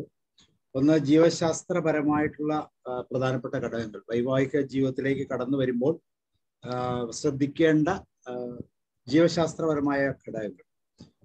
അതിൻ്റെ തുടക്കം എന്ന് പറയുന്നത് മാനസിക പക്വതയുടെ പ്രായം എന്ന് വെച്ച് കഴിഞ്ഞാൽ ആൺകുട്ടികളെ സംബന്ധിച്ചോളം 14 മുതൽ 16 വയസ്സ് വരെയും പെൺകുട്ടികളെ സംബന്ധിച്ചോളം 12 മുതൽ 16 വയസ്സ് വരെയുള്ള കാലഘട്ടങ്ങളിൽ ആ പ്രകൃതിദത്തമായ ലൈംഗിക സ്വഭാവത്തെ മാനസിക പക്വതയിൽ നേരിടാൻ കഴിയുന്ന ഒരു കാലഘട്ടമായിട്ട് അന്ന് അവർക്കത് സാധിച്ചിട്ടുണ്ടെങ്കിൽ തുടർന്നുള്ള കാലഘട്ടങ്ങളിൽ വൈവാഹിക ജീവിതത്തിലേക്ക് കടക്കുമ്പോൾ ഈ 20-നും 30-നും ഇടയിലുള്ള കാലഘട്ടങ്ങളിൽ വൈവാഹിക ജീവിതത്തിലേക്ക് കടക്കുമ്പോൾ തീർച്ചയായും ഗുണകരമായ ഒരു അനുഭവമായി അത് മാറാൻ സാധിക്കും എന്നുള്ളതാണ്. എന്നുവെച്ചാൽ ഒരുപക്ഷെ ലൈംഗികമായ ഒരു വിദ്യാഭ്യാസം അതിനുവേണ്ടി കൊടുക്കുമായിരുന്നെങ്കിൽ അല്ലെങ്കിൽ കിട്ടുമായിരുന്നെങ്കിൽ തീർച്ചയായിട്ടും അത് വളരെ ഗുണകരമായിരിക്കും എന്ന് സാറ് പറഞ്ഞതുപോലെയാണ് എനിക്ക് മനസ്സിലായത്. പിന്നെ പറയുന്നത് ഈ പറഞ്ഞ വൈവാഹിക ജീവിതത്തിലേക്ക് കടന്നു വരുമ്പോൾ നമ്മുടെ നിറം, ഹൈറ്റ്, വെയിറ്റ്, സാമ്പത്തികം, അതുപോലെ ജനിതകമായ ചർച്ചകൾ, അട്രാക്ഷൻ, ഇതെല്ലാം ഒരു പ്രാധാന്യമുള്ള ഘടകങ്ങളാണ്. ഇങ്ങനെയുള്ള കാര്യങ്ങളെ ശ്രദ്ധയോടുകൂടി മനസ്സിലാക്കി ചേർത്ത് വയ്ക്കുമ്പോൾ ഇങ്ങനെയുള്ള ജീവിതങ്ങളും കൂടുതൽ ക്രിയാത്മകമായ ഔട്ട്പുട്ടിലേക്ക് എത്തുമെന്നാണ് സാർ ഓർമ്മിച്ചത്. മറ്റൊരു തലം പറഞ്ഞ വൈകാരികമായ ഘടകമാണ്. അത് 3 കാര്യങ്ങളെ അതിനെക്കുറിച്ച് സംസാരിച്ചു. ഒന്ന് ഇമോഷണൽ ആയിട്ടുള്ള ഡയമെൻഷൻ, രണ്ടാമത് ഡയമെൻഷൻ ഓഫ് ബോണ്ടിങ്, മൂന്നാമത് ഡയമെൻഷൻ ഓഫ് ഇന്റിമസി. അപ്പൊ ഈ 3 ഘടകങ്ങളിൽ നിലനിർത്തിക്കൊണ്ട് മുന്നോട്ട് പോയി കഴിഞ്ഞാൽ തീർച്ചയായിട്ടും ലൈഫ് ലോങ് ആയിട്ടുള്ള ഒരു വൈവാഹിക ജീവിതത്തിനുള്ള ഒരു സാധ്യത തുറന്ന് കിട്ടും എന്ന് പറഞ്ഞു. പിന്നെ പറഞ്ഞ വിവാഹ ജീവിതത്തിൽ ഉണ്ടാകാവുന്ന ചില പ്രശ്നങ്ങൾ, അതിനുള്ള കാരണങ്ങൾ, അത് സൈക്കോസിസ്, ന്യൂറോസിസ് ഇങ്ങനെ പോലുള്ള ചില രോഗസാധ്യതകൾ, ആൽക്കഹോളിക്, അതുപോലെ ഡ്രഗ് അബ്യൂസ്, പിന്നെ പേഴ്സണാലിറ്റിയിൽ ഉണ്ടാകാവുന്ന ഡിസോർഡേഴ്സ്, പിന്നെ ഡൊമസ്റ്റിക് വയലൻസ് പോലുള്ള അസാധാരണമായ കുടുംബത്തിൽ വരുന്ന ചില പ്രശ്നങ്ങൾ. അപ്പൊ ഇങ്ങനെയുള്ള പ്രശ്നങ്ങളിലൂടെ കടന്നു പോകുമ്പോഴും പലപ്പോഴും വിവാഹ ജീവിതത്തിന് നമ്മൾ ഉദ്ദേശിച്ച കെട്ടുറപ്പുണ്ടാകാൻ സാധ്യതയില്ലാതെ വന്നേക്കാം. പിന്നെ ഇതിന്റെ മാർഗങ്ങളായിട്ട് സാർ പറഞ്ഞത് പലപ്പോഴും പഠിപ്പിക്കാൻ ശ്രമിക്കാതെ പങ്കാളിയുടെ സ്വഭാവത്തെ മനസ്സിലാക്കി അതിനോട് കൂടുതൽ ചേർന്ന് ജീവിക്കാനുള്ള ഒരു നല്ല മനോഭാവം നമ്മൾക്ക് ഉണ്ടെങ്കിൽ ഒത്തിരി വ്യത്യാസങ്ങൾ ജീവിതത്തിൽ ഉണ്ടാകാം. മറ്റൊരു പ്രത്യേകതയുള്ളൊരു കാര്യം സാർ പറഞ്ഞത്, തർക്കം വരുമ്പോൾ തോറ്റുകൊടുത്തുകൊണ്ട് മനസ്സുകൊണ്ട് ജയിക്കാനുള്ള ഒരു മനോഭാവം ഉണ്ടാകുക. അപ്പൊ ഇങ്ങനെയുള്ള മനോഭാവങ്ങളിലൂടെയൊക്കെ കടന്നുപോയാൽ തീർച്ചയായിട്ടും വളരെ കാലത്തേക്ക് നല്ല ഒരു ഇന്റിമസി ഉള്ള, വൈകാരികമായ ബോണ്ടിങ് ഉള്ള, ജീവശാസ്ത്രപരമായ മുൻതൂക്കമുള്ള ഒരു വൈവാഹിക ജീവിതം നയിക്കാൻ തീർച്ചയായിട്ടും സാധിക്കുമെന്ന് സാറിൻ്റെ കൗൺസിലിംഗ് അനുഭവങ്ങളിലൂടെ സാർ വ്യക്തമാക്കി. വളരെ നന്ദി sir. Thank you very much. മറ്റാർക്കെങ്കിലും ഇതിനോട് കൂടി ചേർത്ത് വെച്ച് സംസാരിക്കാനുണ്ടെങ്കിൽ സംസാരിക്കാം. ഒത്തിരിയും കാര്യങ്ങളുണ്ട്. ഇങ്ങനെയുള്ള കാര്യങ്ങളുമായിട്ട് നമ്മൾ ചിന്തിക്കുമ്പോൾ നിങ്ങളുടെ മനസ്സിൽ തോന്നുന്ന കാര്യങ്ങൾ ഇതിനോടുകൂടി ആഡ് ചെയ്യാവുന്നതാണ്. അന്വേട്ട് സംസാരിക്കാം.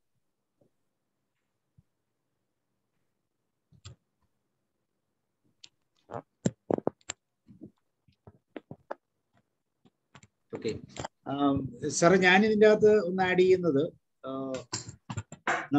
നമ്മുടെ കുട്ടിക്കാലങ്ങളിൽ നമ്മുടെ വിവാഹ ജീവിതത്തിലേക്ക് നമ്മൾ കടക്കുമ്പോൾ എപ്പോഴും നമുക്കൊരു ബ്രെയിൻ ഇംപ്രിന്റിംഗ് എന്ന് പറയുന്ന ഒരു പ്രൊസീജിയറുണ്ട്. ബ്രെയിൻ ഇംപ്രിന്റിംഗ് എന്ന് പറയും, അല്ലെങ്കിൽ നമ്മുടെ മിറർ നെറ്റ്വർക്കും ഇന്നർ ന്യൂറോൺ നെറ്റ്വർക്കുമായിട്ടൊക്കെ കണക്ട് ചെയ്യുന്നത്. അപ്പൊ നമ്മൾ ആദ്യമായിട്ട് ഒരു സ്ത്രീ ആദ്യമായിട്ട് കാണുന്നത്, അല്ലെങ്കിൽ ഒരു പുരുഷൻ ആദ്യമായിട്ട് കാണുന്ന സ്ത്രീ എന്ന് പറയുന്ന അമ്മയാണ്. അപ്പൊ അമ്മയുടെ ശാരീരികവും ബാഹ്യപരവുമായിട്ടുള്ള ഒരു ഘടനയായിരിക്കും എപ്പോഴും മിക്കവാറും പുരുഷന്മാരുടെ മനസ്സിൽ അവരുടെ പാർട്ട്ണറെ കുറിച്ചുള്ള ഒരു ചിന്ത. പക്ഷെ വിവാഹത്തിന് സമയമാകുമ്പോൾ അതൊരു വലിയ പ്രശ്നമായി മാറാതെ സാമ്പത്തികമോ അല്ലെങ്കിൽ മറ്റുള്ള ഈ സാർ ആദ്യം പറഞ്ഞ അട്രാക്ഷനോ നിറമോ ഹൈറ്റോ ഇങ്ങനെയുള്ള പല ഫാക്ടറുമായിട്ട് കടന്നുപോയി പലപ്പോഴും വിവാഹ ജീവിതത്തിലേക്ക് കടന്നു പോകുന്ന ഒരു സാഹചര്യമുണ്ട്. പക്ഷെ എപ്പോഴെങ്കിലും ഒരു കോൺഫ്ലിക്റ്റ് ഉണ്ടായിട്ടുണ്ടെങ്കിൽ, ഈ ഒരു അവസ്ഥയിൽ വിവാഹത്തിന് ശേഷം കോൺഫ്ലിക്റ്റ് ഉണ്ടായിട്ടുണ്ടെങ്കിൽ, ആ വ്യക്തിയുടെ സബ് കോൺഷ്യസ് പറയുന്ന ആദ്യത്തെ ഘടകം എന്ന് പറയുന്നത് ഇത് എനിക്ക് ചേർന്ന ഒരു വ്യക്തി അല്ലായിരുന്നു എന്നൊരു തോന്നലായിരിക്കും. അപ്പൊ ഈ ഒരു തോന്നൽ ബേസിക്കലി അതൊരു വലിയ പ്രോബ്ലം. കാരണം ബ്രെയിൻ ഇംപ്രിന്റിങ് അമ്മയുടെ ഘടനയും ശരീര പ്രകൃതിയും ഒക്കെയാണ്. ഈവൻ സ്വഭാവം പോലും ഏകദേശം അതുപോലെ ആയിരിക്കും ഇവര് ഒരു സ്ത്രീയുടെ സങ്കല്പത്തിൽ കാണും. അതുപോലെ പെൺകുട്ടികൾ വിവാഹം കഴിക്കുമ്പോൾ മിക്കവാറും അച്ഛന്റെ പാറ്റേണിലുള്ള ഒരു ബ്രെയിൻ ഇംപ്രിന്റിങ് ആയിരിക്കും സാധാരണ കാണുന്നത്. അപ്പൊ ആ ഘടനയ്ക്ക് മാറ്റം വന്നു കഴിഞ്ഞാൽ, എന്തെങ്കിലും ഒരു അസ്വാരസ്യം വന്നു കഴിഞ്ഞാൽ സബ് കോൺഷ്യസ് മൈൻഡ് ആദ്യം പറയുന്നത് യു ആർ നോട്ട് സ്യൂട്ടഡ്, ഈ വ്യക്തി സ്യൂട്ടബിൾ ആയിട്ടുള്ള വ്യക്തിയല്ല എന്ന് പറയുന്ന ഒരു ഇംപ്രിന്റിങ്ങിന്റെ ഭാഗമുണ്ട്. അപ്പൊ ഇത് പലപ്പോഴും ശ്രദ്ധിച്ചു നോക്കി അറിയാം. നമ്മൾ ചുറ്റുപാടുമുള്ള വിവാഹം കഴിച്ച ദമ്പതിമാരെ ശ്രദ്ധിച്ചു നോക്കി അറിയാം. ആണുങ്ങൾ സാധാരണ വളരെ കൃത്യതയോടെ ചിന്തിച്ചും ആലോചിച്ചുമാണ് വിവാഹം കഴിച്ചെങ്കിൽ ഒരു പരിധിവരെ ഒരു പ്രേമ വിവാഹങ്ങളൊക്കെ നടക്കുമ്പോഴൊക്കെ അതിനകത്തുള്ള ഏറ്റവും ആദ്യത്തെ ഘടകം ഇത് തന്നെയായിരിക്കും. കാരണം ഇങ്ങനെ ഒരു ബ്രെയിൻ ഇംപ്രിന്റിങ് ഉണ്ട്. അത് ആദ്യത്തെ നമ്മൾക്ക് പരിചയപ്പെട്ട അമ്മയുടെയും അച്ഛന്റെയും ഭാവങ്ങളും ചേഷ്ടകളും ഒക്കെ ഒരുമാതിരി ഉൾക്കൊള്ളുന്ന വ്യക്തിയായിരിക്കും പൊതുവെ ബ്രെയിൻ ഒരു പാർട്ട്ണറായിട്ട് സെലക്ട് ചെയ്യാൻ വേണ്ടി ഉപയോഗിക്കുന്നത്. അപ്പൊ അതൊരു വലിയ ഘടകമാണ്. ഇത് തെറ്റാണെന്ന് തിരിച്ചറിയുന്നത് ഈ പറയുന്ന പോലെ ഒരു കൗൺസിലിങ്ങിന്റെ മുമ്പിൽ നമ്മൾ വന്നിരിക്കുമ്പോൾ നമ്മൾ ചോദിക്കുന്ന ഒരു ചോദ്യമുണ്ട്, സത്യത്തിൽ ഈ ഒരു ആളെ നിങ്ങൾ എത്രമാത്രം അറിഞ്ഞാണ് വിവാഹം കഴിച്ചതെന്ന് ചോദിക്കുമ്പോഴാണ് അവർ പറയുന്നത് എങ്ങനെയാ കഴിച്ചതെന്നൊന്നും അറിയത്തില്ല, കഴിച്ചു പോയി, ഇപ്പൊ എന്നാ ചെയ്യാൻ എന്ന് പറയുന്ന ഒരവസ്ഥയിലേക്ക് വരാം. അപ്പൊ ഇത് വളരെ പ്രാധാന്യമുള്ളതാണ്. ഇവിടെയാണ് ഈ പഠനത്തിന്റെ ഒരു പ്രത്യേകത. അപ്പൊ ഇങ്ങനെയുള്ള പഠനങ്ങൾ ചുമ്മാ എന്തെങ്കിലും ഒരു ആവശ്യത്തിന്റെ പുറത്ത് അല്ലെങ്കിൽ എന്തെങ്കിലും ഒരു ഡിസയറിന്റെ പുറത്ത് ഒരു വിവാഹം കഴിക്കുക എന്നുള്ളതിനേക്കാൾ ഉപരിയായി ജീവിതം മുഴുവൻ കൊണ്ടു നടക്കാൻ പറ്റുന്ന ഒരു പാർട്ട്ണറാണ്, അതൊരു കോൺട്രാക്റ്റ് ആണ് എന്ന് നമ്മൾ മനസ്സിലാക്കിക്കൊണ്ട് തന്നെ വിവാഹം കഴിക്കുമ്പോഴാണ് ഇന്റിമസിയിലേക്ക് നമ്മൾ കടന്നു വരുന്നത്. അങ്ങനെ അല്ലെങ്കിൽ പലപ്പോഴും ഇന്നത്തെ കാലത്ത് ഉണ്ടാകുന്ന ഫെയിലിയർ പോലുള്ള പ്രശ്നങ്ങൾ ഉണ്ടാകാറുണ്ട്. പണ്ട് കാലത്ത് അത്രയും ഉണ്ടാകാതിരുന്നത് ഒരുപക്ഷെ അതുകൊണ്ടായിരിക്കാം. ഇപ്പൊ അത് വളരെ കൂടുതൽ. ഓക്കെ, കാര്യം ഞാൻ പറഞ്ഞു, അതായത് ഒരു ആൺകുട്ടി ഒരു സ്ത്രീയെ കാണുന്നത് അമ്മയിലൂടെ സാറ്, അതുപോലെ ഒരു പെൺകുട്ടി ഒരു പുരുഷനെ കാണുന്നത് സ്വന്തം അച്ഛനിലൂടെ. അപ്പോ ഞാൻ വിവാഹം കഴിക്കാൻ പോകുന്ന പയ്യൻ എൻ്റെ അപ്പനെ പോലെ ഇരിക്കണമെന്ന് സ്ത്രീയും, ഞാൻ വിവാഹം കഴിക്കാൻ പോകുന്ന സ്ത്രീ എൻ്റെ അമ്മയെ പോലെ ഇരിക്കണം എന്ന് പറയുന്ന ആഗ്രഹം ആണ് ഉണ്ടാകേണ്ടത്. അതിന് മാതൃകാപരമായി ജീവിക്കേണ്ട ഉത്തരവാദിത്വം ഈ ദമ്പതികൾക്കുണ്ട്. ഈ ഇന്റിമസിയും ബോണ്ടിങ്ങും സെക്യൂരിറ്റിയും എല്ലാം ഈക്വലായിട്ട് എൻജോയ് ചെയ്യുന്ന ഒരമ്മയ്ക്ക് അല്ലെങ്കിൽ ഒരച്ഛന് ഈ പറയുന്ന പ്രകൃതം ഉണ്ടാകും. അത് ഭാവിയിൽ നമ്മുടെ കുട്ടികൾക്കും അത് വളരെയധികം യൂസ്ഫുൾ ആയി. സത്യത്തിൽ അത് സബ് കോൺഷ്യസ് മൈൻഡ് ആണ് അത് കണ്ടുപിടിക്കുന്നത്. നമ്മള് കല്യാണം തീരുമാനിക്കുന്നത് കോൺഷ്യസ് മൈൻഡിലാണ്. സബ് കോൺഷ്യസ് മൈൻഡിന്റെ ശരിയായിട്ടുള്ള സ്വഭാവം എന്താണെന്ന് കുറച്ച് കഴിയുമ്പോൾ മനസ്സിലാകത്തുള്ളൂ. അപ്പോഴത്തേക്ക് സംഗതി കൈവിട്ടു. ആശ അഷ്റഫ് മാം എന്തെങ്കിലും കോൺട്രിബ്യൂട്ട് ചെയ്യുന്നുണ്ടോ? പറയുമോ? കേട്ടോണ്ടിരിക്കായിരുന്നു. ഞാൻ കുറെ നാളായിട്ട് ഉണ്ടായിരുന്നില്ല, ഇന്നാണ് ജോയിൻ ചെയ്തത്. Thank you sir. ഇതില് ഇപ്പൊ എനിക്ക് തോന്നുന്ന ഏറ്റവും കൂടുതൽ സന്തോഷം, ഹാപ്പിനെസ് ഉണ്ടാകുന്നത് വൈകുന്നേരങ്ങളിൽ ചർച്ചകളും പിന്നെ കാര്യങ്ങളും ഒന്നും പറയാതിരിക്കുക. പ്രത്യേകിച്ച് ബെഡ് ടൈമില് രാത്രിയിൽ കിടക്കാൻ പോകുമ്പോഴാണ് ഭാര്യയും ഭർത്താവും എല്ലാ കാര്യങ്ങളും വിശദമായി സംസാരിക്കുന്നത്. അവിടെ തുടങ്ങും ഈ സംഭവങ്ങളെല്ലാം പോകും.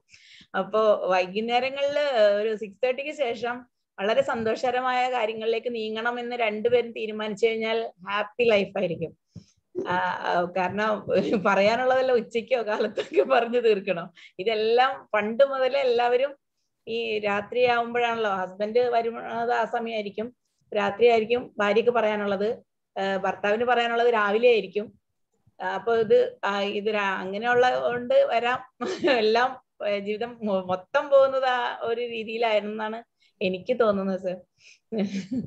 Thank you sir. അത് വളരെ കറക്റ്റ് ആണ് മാം, അത് വളരെ കറക്റ്റ് ആയിട്ടാണ് പറഞ്ഞത്. കാരണം എല്ലാവരും വിശ്രമിക്കുന്ന സമയത്താണ് ഈ പ്രശ്നങ്ങളൊക്കെ പൊങ്ങി വരുന്നത്. Okay, thank you. Thomas sir. സാറേ സീനിയേഴ്സ് പറയട്ടെ സാറേ. സീനിയേഴ്സിന് അങ്ങനെയല്ല, അങ്ങനെയൊന്നുമില്ല സാർ. സാർ പറയൂ, അതല്ല സീനിയേഴ്സ് പറയട്ടെ സാറേ. സീനിയേഴ്സ് പറയട്ടെ സാറേ. Okay okay okay. വേറെ ആരുള്ള? സാമച്ചൻ, തോമസ് അച്ഛൻ, ആരെങ്കിലും ഉണ്ടോ? വിജയരവിന്ദ് സാർ പോയോ? സാറ് തിരക്കാന്ന് പറഞ്ഞു. ആർക്കെങ്കിലും കോൺട്രിബ്യൂട്ട് ചെയ്യണമെങ്കിൽ കോൺട്രിബ്യൂട്ട് ചെയ്യാം കേട്ടോ. ഗോകുമാർ സാറുണ്ട്. യെസ് അച്ഛൻ പറയും. ഗുഡ് ഈവനിങ് സാറേ. റോയ് സാറിന്റെ വളരെ മനോഹരമായ കുടുംബത്തെ പറ്റിയുള്ള നല്ല ഒരു ക്ലാസ് ആണ് കേട്ടത്. സാർ പറഞ്ഞ ആ ഇന്റിമസി, ബോണ്ടിങ് ആൻഡ് സെക്യൂരിറ്റി, അതിനോടുകൂടെ ഈ കമ്മിറ്റ്മെന്റ് എന്ന് പറഞ്ഞാൽ അതിനകത്ത് ഏതിലെങ്കിലും വന്നിട്ടുണ്ടോ എന്ന് എനിക്ക് സംശയം. ഈ ബോണ്ടിങ് എന്ന് പറഞ്ഞാലും ഈ കമ്മിറ്റ്മെന്റ് എന്ന് പറഞ്ഞാലും രണ്ടും ഒന്നാണോ അതോ കുറച്ചുകൂടെ വ്യത്യാസമുണ്ടോ? സാർ അതൊന്ന് വ്യക്തമാക്കിയാൽ കൊള്ളായിരുന്നു. അതുപോലെ തന്നെ പാഷൻ, അതിനകത്തൊരു ഇന്റിമസിക്ക് മുമ്പുണ്ടാകുന്നവരാണ് ആദ്യം ഉണ്ടാകുന്ന ഒരു ഇഷ്ടം, ഇഷ്ടപ്പെട്ടു, ഐ ലൈക്ക് ഹിം, അല്ലെങ്കിൽ ഇതും അതും ലവും തമ്മിലുള്ള വ്യത്യാസം, ലൈക്ക് ആൻഡ് ലവ്, അത് തമ്മിൽ ഒത്തിരി വ്യത്യാസമാണ്. നമ്മളിപ്പോൾ ഒരാളെ ലൈക്ക് ചെയ്യുന്നു എന്ന് പറഞ്ഞാൽ നമുക്കത് സ്വന്തമാക്കാൻ ആഗ്രഹമായിരിക്കും. പക്ഷെ നമ്മൾ അതിനോട് ലവ് ആണെങ്കിൽ അതിനെ സ്വന്തമാക്കുന്നതിനേക്കാൾ കൂടുതൽ അതിനെ സഹായിക്കുക എന്നുള്ളതാണ്. ആ വലിയൊരു ഡിഫറൻസ് അവിടെ കാണുന്നുണ്ട്. ഇപ്പോൾ ഒരു റോസാപുഷ്പം ഐ ലൈക്ക് എന്ന് പറയുമ്പോൾ അതിനെ സ്വന്തമാക്കാനുള്ള ഇഷ്ടമാണ്. അതിന് പിന്നെ നമുക്ക് എന്തും ചെയ്യാം, നമ്മുടെ സ്വന്തമാണ്. അതേസമയം നമ്മൾ ലവ് ചെയ്യുന്നെങ്കിൽ അതിന്റെ സംരക്ഷണമാണ് ഏറ്റെടുക്കുന്നത്, അതിനെ സംരക്ഷിച്ചുകൊണ്ട് അതിനെ വളർത്തുന്നതാണ്. ഇത് മാരീഡ് ലൈഫിൽ ഏറ്റവും കൂടുതൽ ആവശ്യമാണ്. അപ്പൊ സാർ പറഞ്ഞതിനകത്ത് ആ ബോണ്ടിങ് എന്നുള്ളതിനകത്ത് കമ്മിറ്റ്മെന്റ് വരുന്നുണ്ടോ? ആ ബോണ്ടിങ്ങും അത് തമ്മിലുള്ള ഡിഫറൻസ് ഒന്ന് പറഞ്ഞു തന്നാൽ കുറച്ചുകൂടി എനിക്ക് വ്യക്തമാക്കുമായിരുന്നു. സാർ അൺമ്യൂട്ട് ചെയ്യും. റോയ് സാർ അൺമ്യൂട്ട് ചെയ്യും.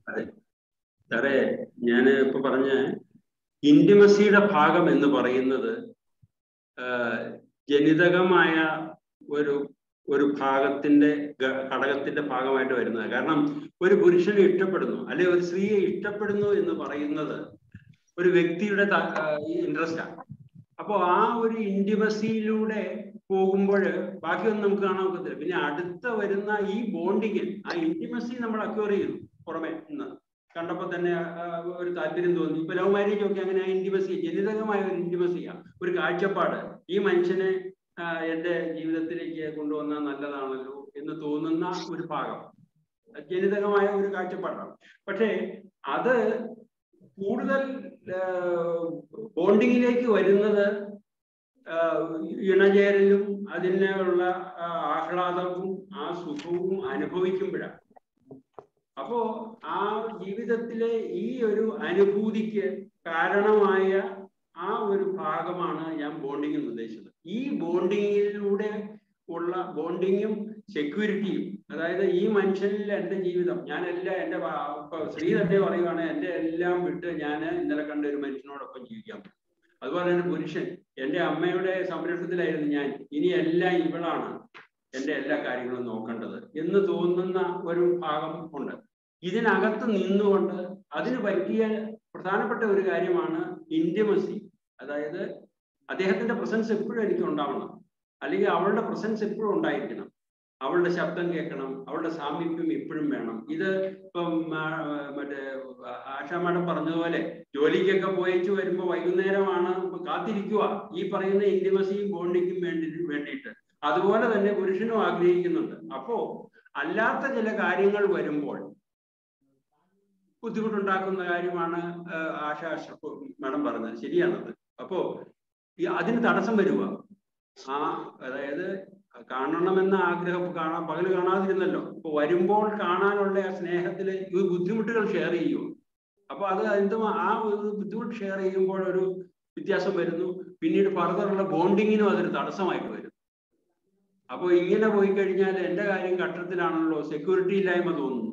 കാരണം ഇദ്ദേഹത്തിന് എന്നോടുള്ളേക്കാളും കൂടുതൽ സ്നേഹം മറ്റാരോടോ ആണോ, എന്നോടല്ലല്ലോ എന്ന് തോന്നുന്ന ഒരു ഭാഗം വരണം. അവിടെ സെക്യൂരിറ്റി നഷ്ടപ്പെട്ടു. ഇത് മൂന്നും നഷ്ടപ്പെടുന്ന അവസരത്തില് പിന്നെ ഈ വക കമ്മിറ്റ്മെന്റും മറ്റതൊന്നും ചെയ്യാൻ പറ്റാത്ത രീതിയിൽ. പക്ഷെ ഇതെല്ലാം ബാലൻസ് ചെയ്ത് പോവുകയാണെങ്കിൽ കമ്മിറ്റ്മെന്റ് ഉണ്ടാവും, സംശയം വേണ്ട, കമ്മിറ്റ്മെന്റ് ഉണ്ടാവും.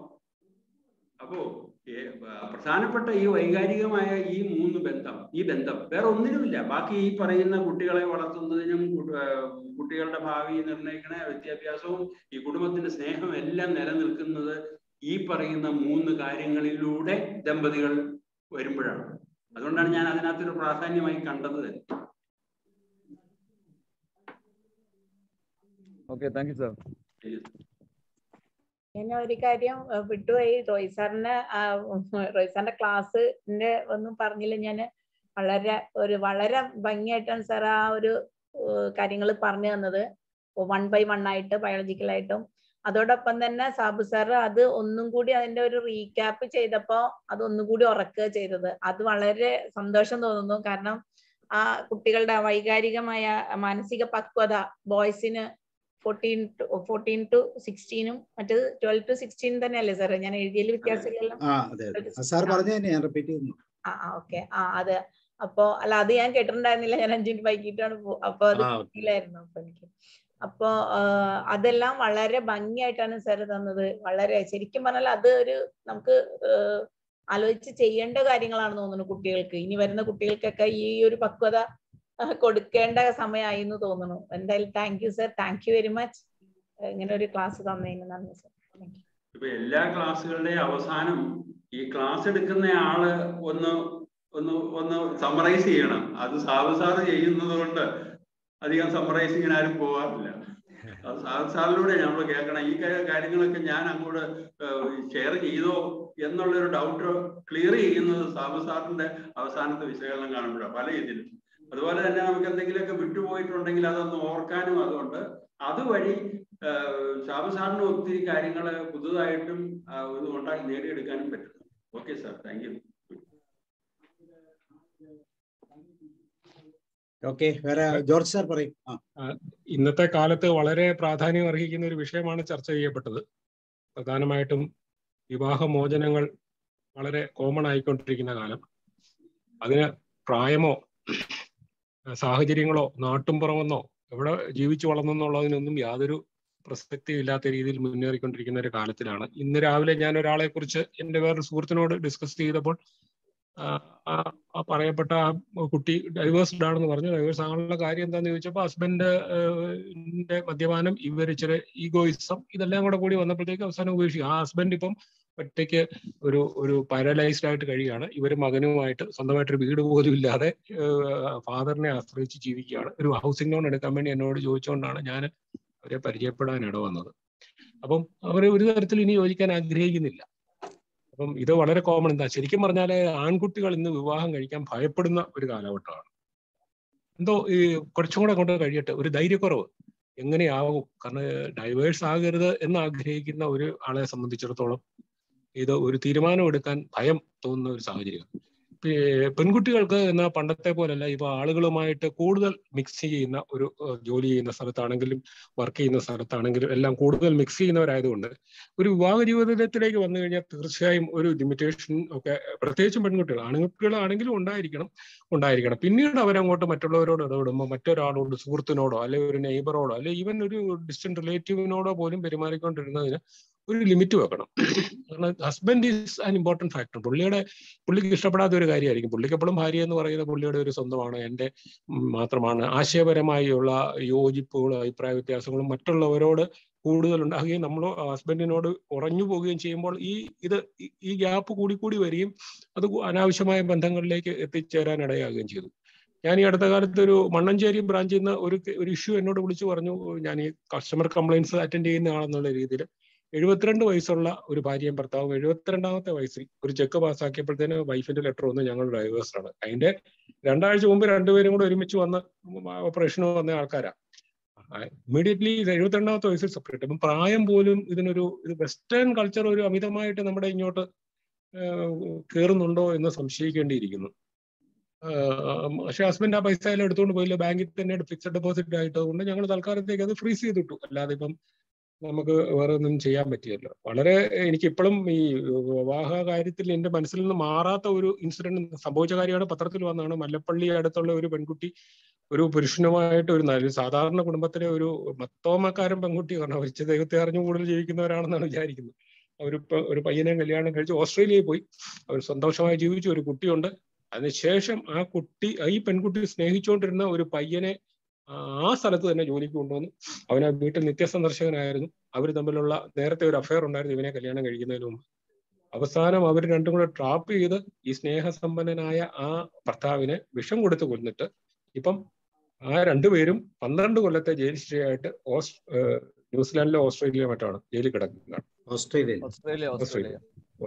അപ്പൊ എങ്ങനെ മനുഷ്യന് അങ്ങനെയൊക്കെ ആകാൻ പറ്റും? ഇങ്ങനെ നമ്മൾ ഈ ഒരു വിവാഹബന്ധം എന്ന് പറയുന്ന ഒരു അറ്റ്ലീസ്റ്റ് ഒരു ബിസിനസ് കോൺട്രാക്ട് ആണെങ്കിൽ പോലും നമ്മൾ ഒരെണ്ണത്തിന്റെ അകത്തായി കഴിഞ്ഞ് പിന്നെ അപ്പൊ അവിടെ who is working in the mind of that person എന്നുള്ള എനിക്ക് മനസ്സിലാവും. നമ്മൾ സ്നേഹമാണ്, നമ്മൾ സ്നേഹത്തിന്റെ ഒരു പ്രോഡക്റ്റ് ആണല്ലോ സാർ പറഞ്ഞ പോലെ ഈ കുട്ടികൾ എന്നൊക്കെ പറയുന്നത്. നമ്മുടെ സ്നേഹം, ഒരു കുട്ടി ഉണ്ടായി കഴിയുമ്പോഴാണ് നമ്മുടെ കുടുംബം കുറച്ചും കൂടെ ദൃഢമാകുന്നത്.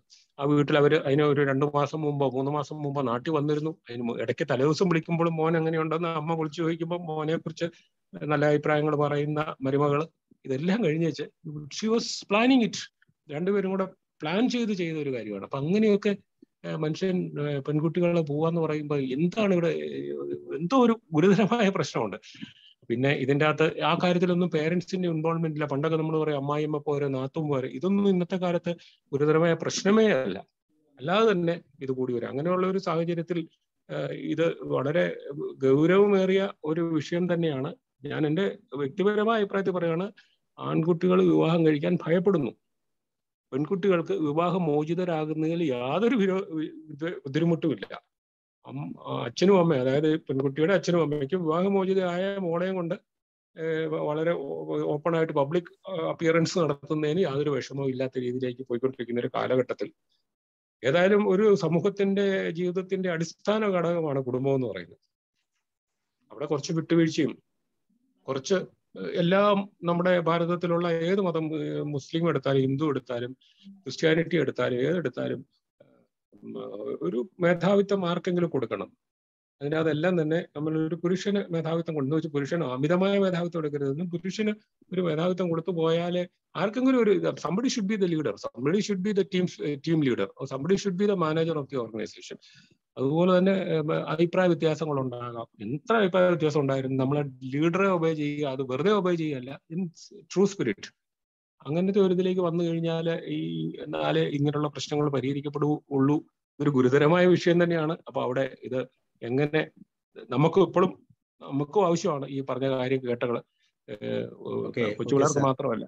ഓക്കെ സാർ, അടുത്ത ദിവസം നമ്മൾ EFT ഇമോഷണൽ ഫ്രീഡം ടെക്നിക് എന്ന് പറഞ്ഞ് നമ്മുടെ മെറിഡിയൻ പോയിന്റ്സിൽ ടാപ്പ് ചെയ്യുമ്പോൾ നമ്മുടെ ഇമോഷൻസിനെ കുറയ്ക്കാൻ പറ്റുന്ന വളരെ നൂതനമെന്ന് ഞാൻ പറയുന്നില്ല, വളരെ പുരാതനവും എന്നാൽ ഇപ്പോൾ വളരെയധികം യൂസ് ചെയ്യുന്നതുമായ ഒരു ഇമോഷൻ കൺട്രോൾ ടൂളാണ് നമ്മൾ യൂസ് ചെയ്യുന്നത്. ഒരു തെറാപ്പി സൈഡാണ് അത് ചെയ്യുന്നത്. ചില തെറാപ്പി പോയിന്റ്സ് ഉണ്ട്, EFT പോയിന്റ്സ് ഉണ്ട്. ആ പോയിന്റ്സിൽ നമ്മൾ വിരൽ കൊണ്ട് ടാപ്പ് ചെയ്ത് കഴിഞ്ഞാൽ പെട്ടെന്ന് റിലാക്സേഷൻ ഫീൽ ചെയ്യുന്ന തരത്തിലുള്ള ഒരു ടെക്നിക്കാണ്. One of the magic therapies of emotional. Acupressure ആണോ സാറേ? അക്യുപ്രഷർ തന്നെയാണ്, പക്ഷെ സൂചി കൊണ്ടല്ല, കൈയുടെ വിരൽ കൊണ്ടാണ്. അച്ഛനാണ് നാളെ 7 മണിക്ക്. ഓക്കെ അരവിന്ദ് സാർ, എനിക്ക് സാർ പറഞ്ഞോളൂ, എനിക്കൊരു ക്ലാസ് ഉണ്ട് 8:30-ക്ക്. എനിവേ സാർ പറഞ്ഞോളൂ. ഇല്ല പറഞ്ഞോളൂ, പറഞ്ഞിട്ട് നിർത്തിയാൽ മതി. ഇല്ല സാർ, ഞാൻ അവസാനിപ്പിക്കുകയല്ല. വിജയരവിന്ദ് സാർ പറഞ്ഞോളൂ. സോ ഞാൻ വളരെ സംക്ഷിപ്തമായി പറയാം. റോയ് സാർ പറഞ്ഞതിനോട് 100% ഞാൻ യോജിക്കുകയും, പക്ഷെ എനിക്ക് സപ്ലിമെന്റ് ചെയ്യേണ്ടത് ഞാൻ സപ്ലിമെന്റ് ചെയ്യുകയും കൂടെയാണ് ചെയ്യുന്നത്.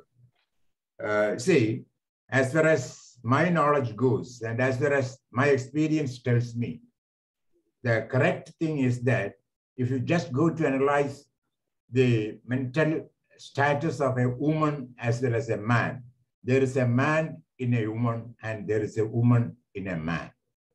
When the equalization of the manliness in the woman and the womanliness in the man is brought to the same status, of course, there ends the whole disparity. മുഴുവൻ വ്യക്തിഗതമായ എല്ലാ ദുഃഖങ്ങളും തീരുന്ന ഒരു പ്രത്യേക തലമാണ് സ്ത്രീയുടെ പുരുഷത്വവും പുരുഷനിലെ സ്ത്രീത്വവും ഒരുമിച്ചാകുന്ന ഒരു പ്രത്യേക അവസ്ഥ.